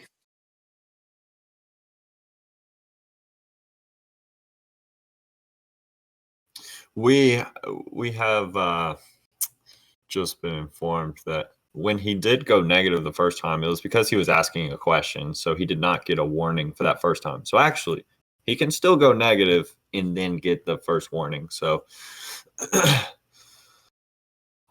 I just like how he's, flirting with danger. I think it's kind of And fun to watch. I always see Sprockitz takes the coins. It's interesting. Regardless of the outcome of this game, I would like to know how much time Sprockitz has spent in this game. What is the over-under on 15 minutes? Like, this guy is insane. I can remember in his first game, I think his timer was at the end of the game on 12 or 13 minutes, and I was very impressed of this because since you see that he's always playing async, and then he plays live and plays the whole game in 12 minutes. I mean, Yeah. I'm always slow. My timer at the end it's often over 30 minutes, and that's a lot. Yeah. You're telling me. I'm pretty sure I'm literally the slowest player on VGA. I got a trophy for it. It said, "Hey, speed up. Let's go." So the gold was taken by Sprockets, so Giants don't get the gold there. So it's okay. I mean, Giants have to be sitting comfortable here with 100 points before the game even ends. And they get a lot of points for the dwellings now. I mean, 4 points for each dwelling. Yeah, and he's got a few to build. He still needs one shipping. I'm not sure if he's gonna want to even go to shipping to go for that idea of grabbing the red over on the west, but I think it depends. I guess at this point it's looking like witches aren't gonna get a ton of buildings on the board. I think Max is one more building down or two more buildings down, which puts them at 5 structures. That's a super fast look at the board. I could be way off there, but I'm just gonna guess Sprockets ends around 5 buildings. So is there any chance that Sprockets needs to upgrade ship twice to connect, and also he's sitting on the past shipping bond, so it makes a lot of sense. I was thinking about if there is a possibility or if there is a world where Sprockets goes for dig upgrade, but that's not good if he's sitting on the past shipping bond, since the ship upgrades are much more points. So, what do we expect for his last round? So, haligh will finish out his 3 cities, and is that enough to be in the first 2 places at the end? Yeah, I'm looking at all these scores, and I'm like, do I want to start diving into the?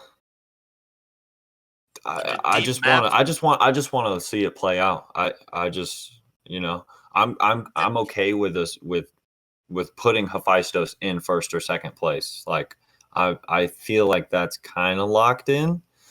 As for these other 3, I really just don't know. It feels like witches and cultists are probably in the running for it, but I haven't really looked. I don't know. Alchemists just don't have a lot of resources, and they're sitting at 73 points. It's not looking fantastic for them. We know they're not going to win network. Yeah, that's the thing. They not only that they don't gonna win network, they get 0 points from network. Right. And it's not like they're making any grounds in the cults because everybody has won a cult, and then cultists are just going to win second place in every cult. So really, it seems like everybody's kind of doing the same thing in cults. Cultists are just going to have an extra 8 points or so relative to the player. But there is still a big race for the network. I mean, who will win the network? I mean, there is this a race between cultists and giants, or do you see any path for witches? Well, the one thing I keep seeing is why haven't witches go ahead and use their stronghold ability to put this last free dwelling down? And I guess the reason behind it is it's not really threatened by the alchemist, because what good is it for alchemists to dig that green, just a single dig it? That's why I was thinking witches should go and fly over there. So uh I I guess we'll just see if Sprockitz finishes his town, takes a big victory point key town, and just slowly finishes out his moves, knowing that he's not really pressured. So the next thing is, do we think that Curtis needs fire too? Ooh, that. That's also an interesting question, because I think it's hard for him. He can go for a big building. And Maybe then 2 trading posts. maybe the stronghold into 2 trading posts and a dwelling. But he don't have so many coins. Well, he can build the big building, the stronghold, and then he can get a key, which gives back some coins if he needs it. Whether that's a power key, I don't know if there's another Still key 1 town coin. left. Yeah, if you look on the left side, you see it left up. We're under the favors. Oh, okay. Yes. Of course, production would have put it somewhere. I got 3 IQ right now, so. Ooh, okay. So Cultist is putting down some dwellings, which tells me he might go for fire too, because it's pretty obvious that Sprockitz does not need it, right? It does no good to him. The only good is blocking Cultist. So Cultist looks like they're going to put down as many dwellings as they can. The last 2 spots are north and south, and then he's just going to finish his town. I agree. And that's quite a lot. That's down to 3 structures. So yeah, he will win network. I think there is no one competing him on this. Or is the giant? No. Is giant able to go for 3 more dwellings and a trading post? I mean, the worker, he has the worker for that, but he don't has enough hexes, and he still has to struggle to build his city in the east. I don't know if he goes for his stronghold action for another, to put down another dwelling, or if he goes for an expensive trading post. That's still the question. I think he builds another dwelling with his stronghold. With his stronghold double spade action. mhm. Yeah, We and see he's that. going with that. Yeah, and he can take a good city with a lot of points. Maybe the 11-point city. Yeah, I don't see a reason of grabbing a priest. It's not really going to help him. He's already connected. He's already connected with 1 shipping. So at this point, maybe just upgrade digs because it's a lot of points. Yeah, upgrade dig and 1 more dwelling. Is that possible? He needs for that 5 workers. Yeah, it's not. He doesn't have quite that. Yeah, it's. But he could still place another dwelling. So it's 4 workers to dig, and he has, enough power to convert, or he could convert a priest. So there is, the possibility of, hey, is 4 buildings what he wants? It's not enough to beat the cultists from what we said earlier, but is it enough to beat the witches? And if it's enough to beat the witches, I think he'll do it. Thinking about if it was the right choice to take the 11 points, or if it would have been better to take the priest. I mean, it's 2 points difference, but you have this 1 worker you're missing. You can just convert 1 priest to a worker, and then you have enough for a dig upgrade and to build another dwelling. Dig a hex and build on it. and it's Right. only a difference of 2 points, and you can go for this dig upgrade and another dwelling. What Mhm. are 10 points? Dig upgrade 6, another dwelling 4. Yeah, I don't know. Maybe that would have been better, but he for sure he calculated it out, and I missed something. Well, we see Sprockitz finish up his last town. He takes the priest, and he jumps up quite a bit in victory points. He's still got some resources to play around with. We know he's going to upgrade his shipping because he has the shipping pass tile. He's going to be able to place another dwelling for free. He can also place after that free dwelling. He would have to build some trading posts to get any more dwellings down. So if you ask me what the best plan for Sprockitz is, I don't have it. Maybe it's just simply upgrading his digs 2 times, because that fully exhausts his resources down to 5 gold. Unless you see he needs one more ship upgrade. So that's right. I forgot. I haven't taken that out. So yeah, I think at this point it's just Sprockitz is going to do things that that just put victory points, and he's not even going to try and beat Giants out for network, because I don't think it's possible. Do you think that Giants go for no, not Giants, Alchemists go for another city in the west now? Can we have the overlay for a second, please? Yeah, thank you. If they go for E4, D3, C1, D2, and go for another city there, they only have one dwelling on the board. Yeah, that's the issue. That's the problem. Yeah, because yeah, it's hard. It's tough. Do you think alchemists go for another city? It's always a deep calculation, since you have to convert victory point to coins. At this point, I don't think so. I think just building as many trading posts and dwellings is the best thing for them. Thanks for the overlay. Yeah, because I mean, they would have to build some expensive trading post, which is losing 3 gold. So I just don't see that that's worth it. I think with what they're doing now, I think just trying to get as many spots down, 1, 2, 3, 4, 5, and actually they'll be able to tie network with witches. Alchemists will, if witches get down to 5 buildings, alchemists will tie that.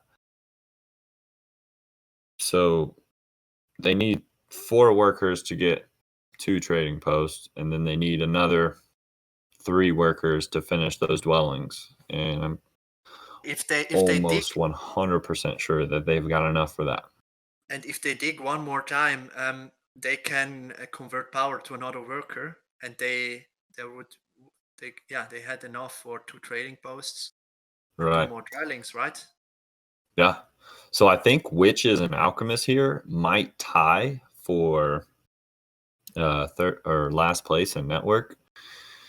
So that's, I mean, again, this just goes to show how close this game is. Like, cultists are a little behind witches, but they're beating them in network. They're beating them on the cult boards. But they've got to make up the ground that they're at right now.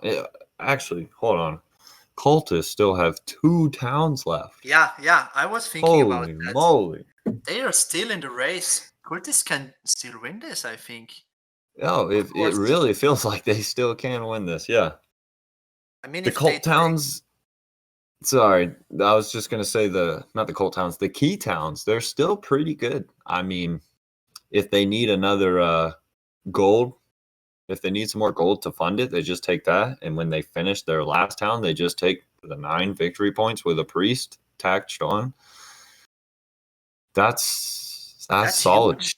I mean, that's just 15 points coming in. That puts them, right around 90 points. So don't count anybody out yet. Yeah, it's true. Yeah, I'm still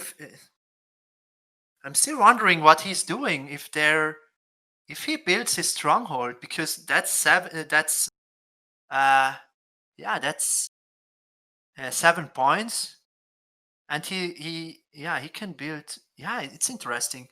I don't see at the moment the best line for him, but I think the coin city and the priest city will be the play. The thing is, if he builds his stronghold, that's what you're saying, right? That he should build a stronghold? Maybe, I don't know. I You don't didn't know? calculated it out. It's hard. Gotcha. So I think just from like guesstimating, I don't know if he would have enough resources to build the dwelling that he needs to break the tie from giants. Uh, However, it might just be worth it to keep the tie because it's only gaining him 3 points. Whereas if he builds the big building like you're suggesting, I mean, that's 7 points. Yeah, it's a lot of calculating that I thankfully don't have to do. But haligh, yeah, it's all you. I think he's able. I think I did some fast calculation. I'm not 100% sure, but I think he's able to go for stronghold, 2 trading posts, and a dwelling. If And he a dwelling. takes and a dwelling if he takes the coin city first. Okay, yeah, because he needs 9 workers, which the priest Yeah, the counts as a priest, worker. right?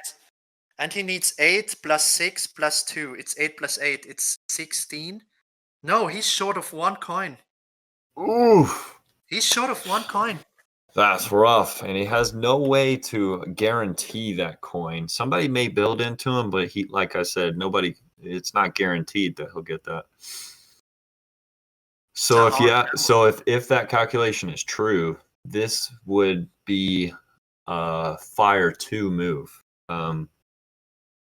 Yeah, I think Because so. then he's still going to be able to build whatever he needs to. That's what I'm expecting. It guarantees him 2 towns. Yeah, it's too hard of a gamble to not guarantee yourself, because if the other players count it out, and I mean these are strong, amazingly strong players. They Yeah, I think they see that, and they these won't build. guys. Yeah. They Oh, won't these build guys. next to him. Hmm? They These won't guys build next probably. to him. Sorry, dude. Go on. You go ahead. I'm never talking again. I just wanted to say that I think they will see this, and so they won't build next to him, that he don't get this two power, 2 more leech he needs. Oh, but he goes for Right. strong. Yeah. See, that's the thing. At a really high. Oh, you know what we forgot? We forgot. Oh, this is so interesting. So this is really cool. So basically what he's banking on is if he builds into his opponents, they're going to decline and give him leech. However, they should accept it because he has no way to gain power. I think. I mean, probably they're not even thinking that. They're probably just thinking, yeah, give me the free leech. It doesn't matter. But maybe that's what he was thinking. And Look at this Sprockitz is thinking. He declined because, I mean, he can what? decline now. Yeah, he can decline now, but he needs one more power. And if he accepts the power from these dwellings in the south, Right. where he only gets one Right. one power. Oh, this is a crazy game. This is. It also makes no sense to me why Sprockitz would decline that. It proves no benefit to haligh. To No, he has to accept. He has. right. Well, maybe he's teasing him. Oh my gosh, Sprockitz, you crazy man. He's toying with his emotions. I mean, I think it Sprockit's could be leech, right? true. It could be true that haligh knows that in terms of victory points, going for the big building there, the stronghold, is just more points than guaranteeing the 2 towns from Fire 2 or whatever, because of some weird thing or something. Maybe. I don't know. Because he has the passing tile for trading post.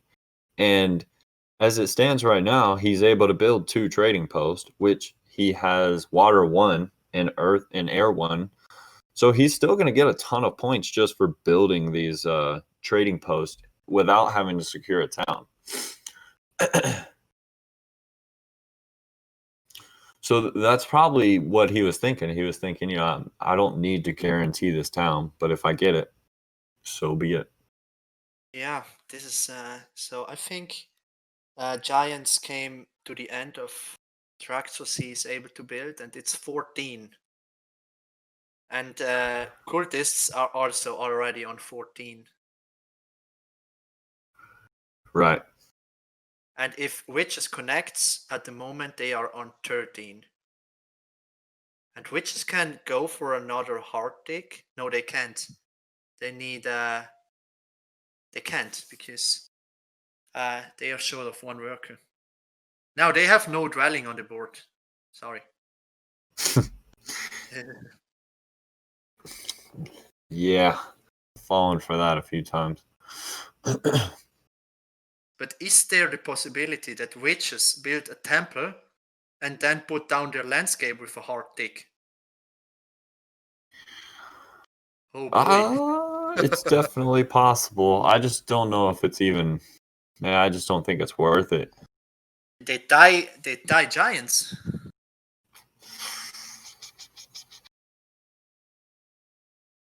And I think they still have enough for ship upgrade. No, they already did ship upgrade. Yeah, maybe it is worth it because they tie giants and then they also break the tie from the alchemist possibly tying them. Not even sure if that one's still possible, but These are very high scores. Hefaistos, yeah, he needs to pass 137. I saw it before that someone in the chat wrote that Giants will land on 160 plus. wow. I mean, Wow. That's big time.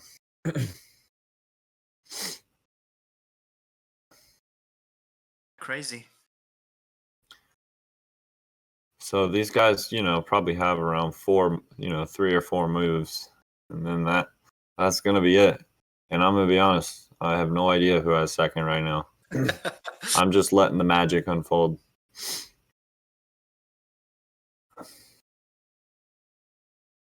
Yeah, it is really sad to see Cultist 1 coin short, but all these guys are probably really ecstatic that he's 1 coin short.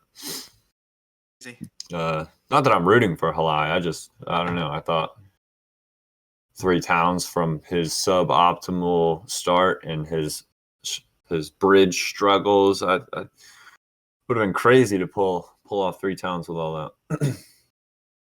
I'm still curious if that line was better than going for Temple and Fire too. I mean, he wins network. That's safe. Yeah. He wins network? No. What is Sprockitz doing now? He's just going to dig for a dwelling. He has enough power and stuff. Yeah. I missed that he already upgraded for trading post of call. Of course, that was the better move if he had the resources. So, no chance Alchemist ties that. So Witches are also going to have a pretty high in-game score here. Yeah, they got a lot of points from the cults. Yeah. 8, 12, 16, 14 points from the cults. So I guess two town witches was probably all they were able to get. It looked like 3 towns cultist was possible somehow, but I guess it maybe wasn't worth it. And only 2 towns. Oh, whoa! Wait, alchemists get another town. Where have we been? To build 2 expensive trading posts. Interesting. We missed that. We were sleeping. I know. I'm sure the Twitch chat is yelling at us, but guys, if I open Twitch chat, my network would lose its mind. I'm not even gonna try. Yeah, no, they're gonna get another town, which again adds to the mystery of who is getting second, because it's so close. I have my thoughts, but I'll keep them to myself. I don't know, but I think Hefaistos wins it and Sprockitz second. I'm not sure, but oh god, this is a close one. Yeah, I mean, for those watching, don't forget cultists have, a lot of cult points. They don't have that many more over witches. And you can't don't forget that Witch has passed for 9 points. I won't forget. Not now that you said that. So they will pass for 12 points because they got 9 from the bonus tile and 3 from the air one. Mm-hmm. It's 12 more points. So this is a close. Wow, this is close. Can't calculate it out. I want to see it slowly. Yeah, I think looking at the end game here, about how we were talking about alchemy, and I guess most people familiar with the alchemists strategy know that they're a pretty volatile faction, and this right here just is a prime example of they got cut off and they had to play for things other than network. So it was neat that they went Earth 2 and they were still able to get Earth 1, Water 1. But yeah, I'm interested if the guys who come out in first and second, if they expected this from the Alchemist. But here goes the final scoring. We'll just let it tick. An amazing game. Very It really was interesting. an amazing game. Yeah. Really fun to watch. And I really love how Sprockitz fighted out of this after get blocked in the east. So we see, yeah, I don't know. Hefaistos has this, I think. Crazy. Oh man. Yeah, all those guys are pretty close. Oh man. Amazing giant game. So there you have it. Hefaistos wins. Sprockitz comes in second. Haligh, a valiant effort, coming in third. And unfortunately, RDK with a score of 126 in last. But it was still, with what he could do, it was still a solid game from everyone, for sure. And I expect we'll... I don't know if Hefaistos is coming to talk, but I expect he will be. We'll get him on the phone here soon enough. Hopefully, I want to. Yeah, I want to talk with him now. Of course. I guess it's going to be a little bit before they pull him in here, or I don't know if it's going to be him or Sprockitz. But first thing I want to do is, are you on the beach? Fast Sprockitz time was. I'm curious. He normally zooms through these games. I didn't hear you. You need to repeat your last thing you said. Oh, I was saying, if you're on BGA, can you see how fast his time was? I'm curious. Wait a second. Need to go into this. All right. There's always a lot of interesting things you can pull from those BGA little stats at the end. I know when I was with Ryan, he immediately jumped there and started looking at who was grabbing the 7 coins, who was taking all the power actions for whatever, and there's definitely something to be said for that. Sprockitz was the fastest one. He needed 20 minutes, haligh 23, Hefaistos 25, and RDK 47. Wow. Okay, I think Hefaistos will come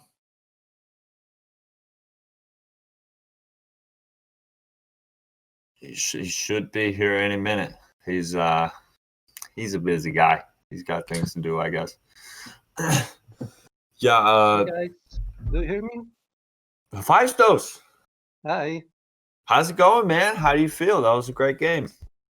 thanks. I feel great. I'm a Yeah. little Do bit you? angry with myself, but I'm happy that I won. Did you say you were I made a angry at stupid yourself? What are you angry at mistake. yourself? Yeah, I should have taken priest in last round with town. Ah, yeah. I think. I wanted to upgrade my digging and then build one more dwelling, and I miscalculated, so I wasn't able to do it. Yeah, we did see that priest may have been a little better for you, but luckily, you had such a commanding lead that it kind of didn't matter. I mean, the Yeah, it Giants was are okay. just solid, as we saw here from how you played them. Am I mistaken that you took Giants? Did you take Giants in the third seat or the fourth seat? Because it was really interesting to me when both Alchemist and Giants were both taken at 30 victory points. So obviously somebody said, whoa, whoa, whoa, that evaluation is wrong. These guys are better. So I can't remember which one you It was took third first, seat. but Third. Yeah. gotcha. So what were your thoughts on the Alchemist there? Did you not like their setup there?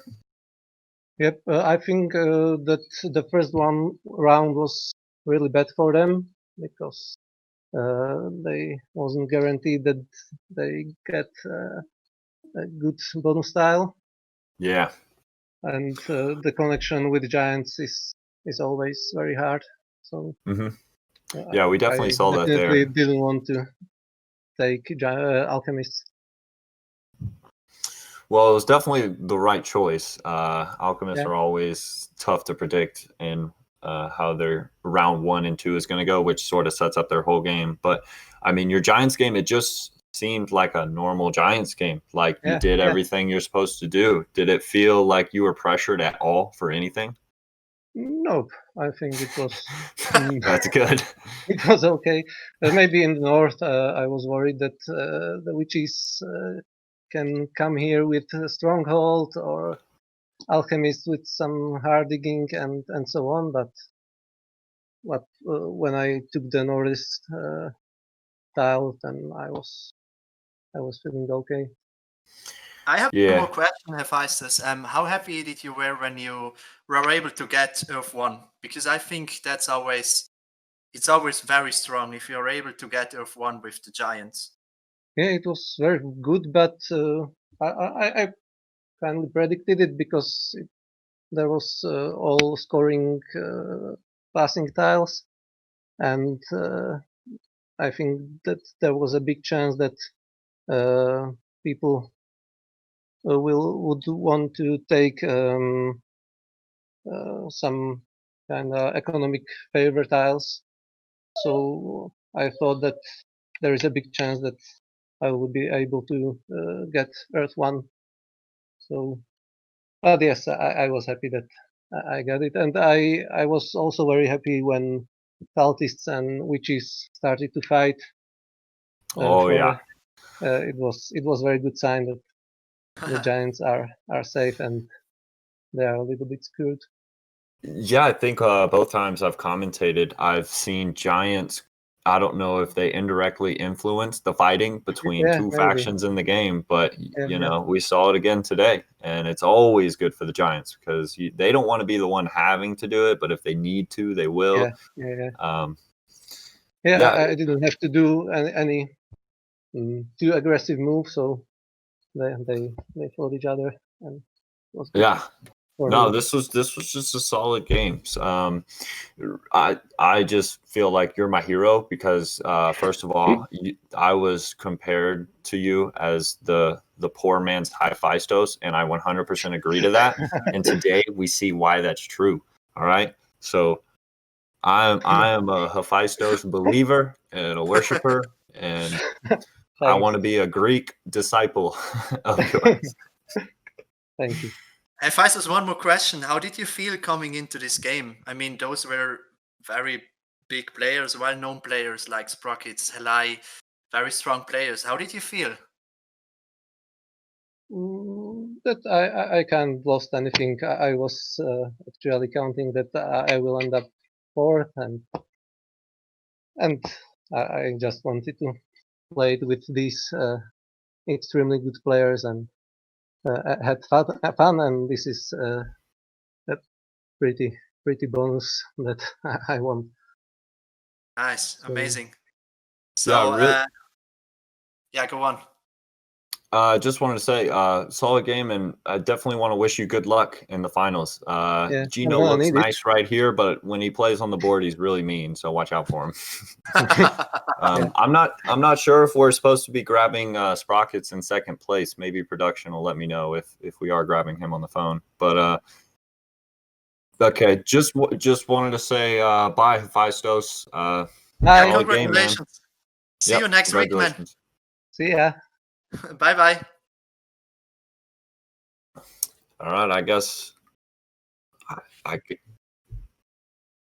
Yeah, so we're gonna see if Sprockitz is gonna join us, but Hefaistos, man, I always thought he was cool, and now I know he's cool. That just proved it. I want to be like him one day. No, it is really cool though to see the Giants in games like that. It's always interesting because when you first start playing, I guess you think of Giants as like these bullies, and they are, but they don't always have to bully. And we saw that today. So it was really cool. It's always nice when two people are fighting for hexes, so the other two get an advantage of that. And that was a perfect example today. And we are hearing that we are just about to get Sprockitz.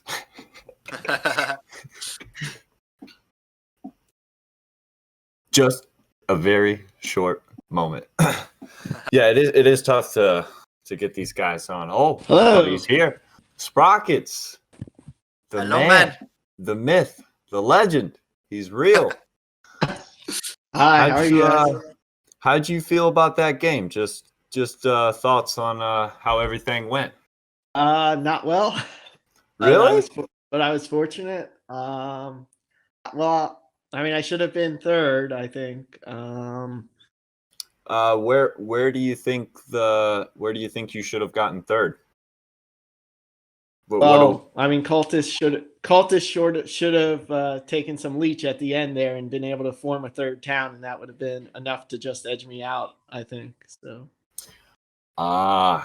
Yeah. See, we were looking at his power situation with that third town. Okay, we must have missed that. That's I guess that's fortunate for you. But second is still good enough to advance. So I think onward. Pretty quickly, this game became a fight for second place. I think we all just let the Giants do whatever they wanted, and yeah, Giants. The other, and when Cultist, I made a mistake digging. When I had my two spade digs, I wanted to dig. I was originally thinking I'll dig the red to gray and the blue to green.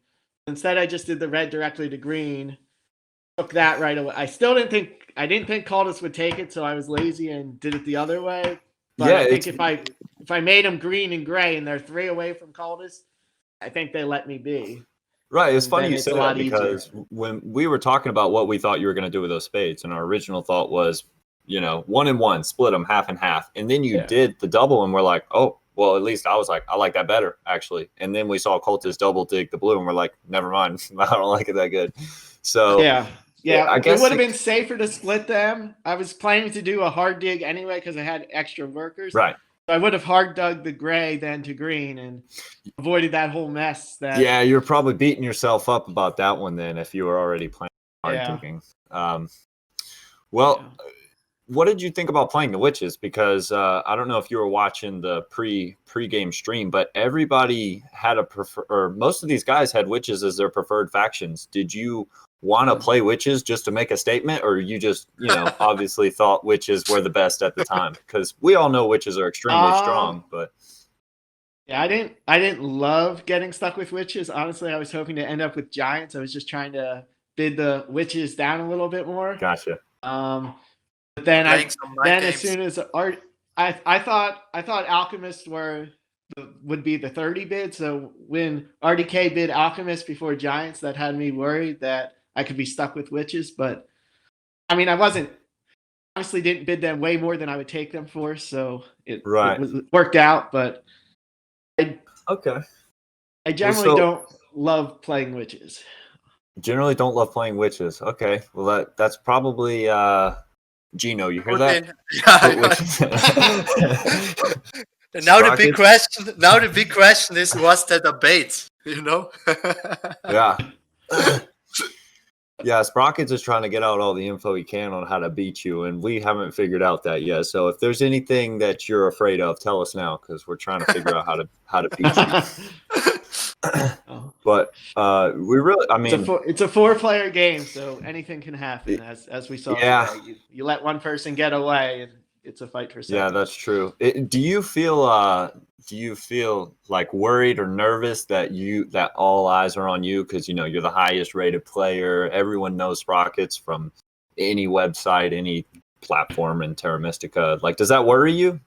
Not too much. I think once the game gets started, people play for themselves, and everyone knows that. I mean, this is the finals. All 4 players are extremely good, so. Yeah. So if you're worrying about one person, that's probably just going to hurt you.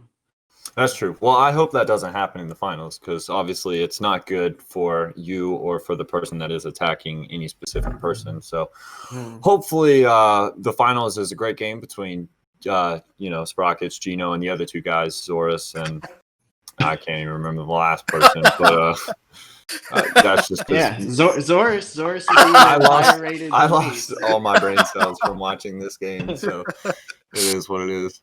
Hefaistos. Oh, Hefaistos. Oh yeah, duh.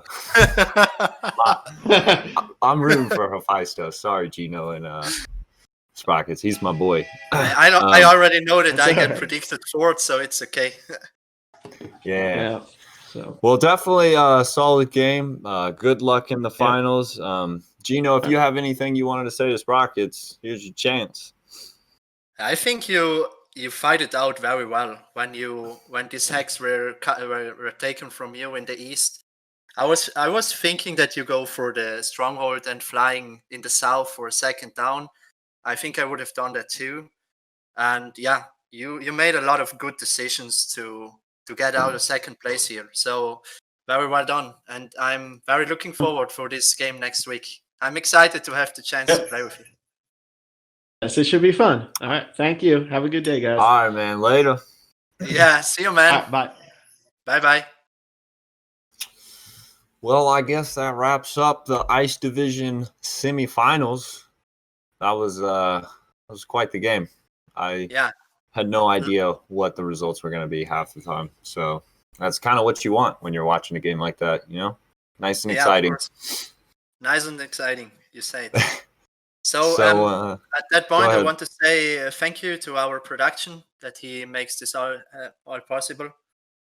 And yeah, it was a lot of fun to cast with you, Claybo. Oh, thank you. It was amazing to cast with you. You're a legend. Definitely thanks to production for setting all this up again, and hopefully next week is going to be just as exciting. And good luck. It's gonna be good times. So see you next week, guys. All right, man. Later.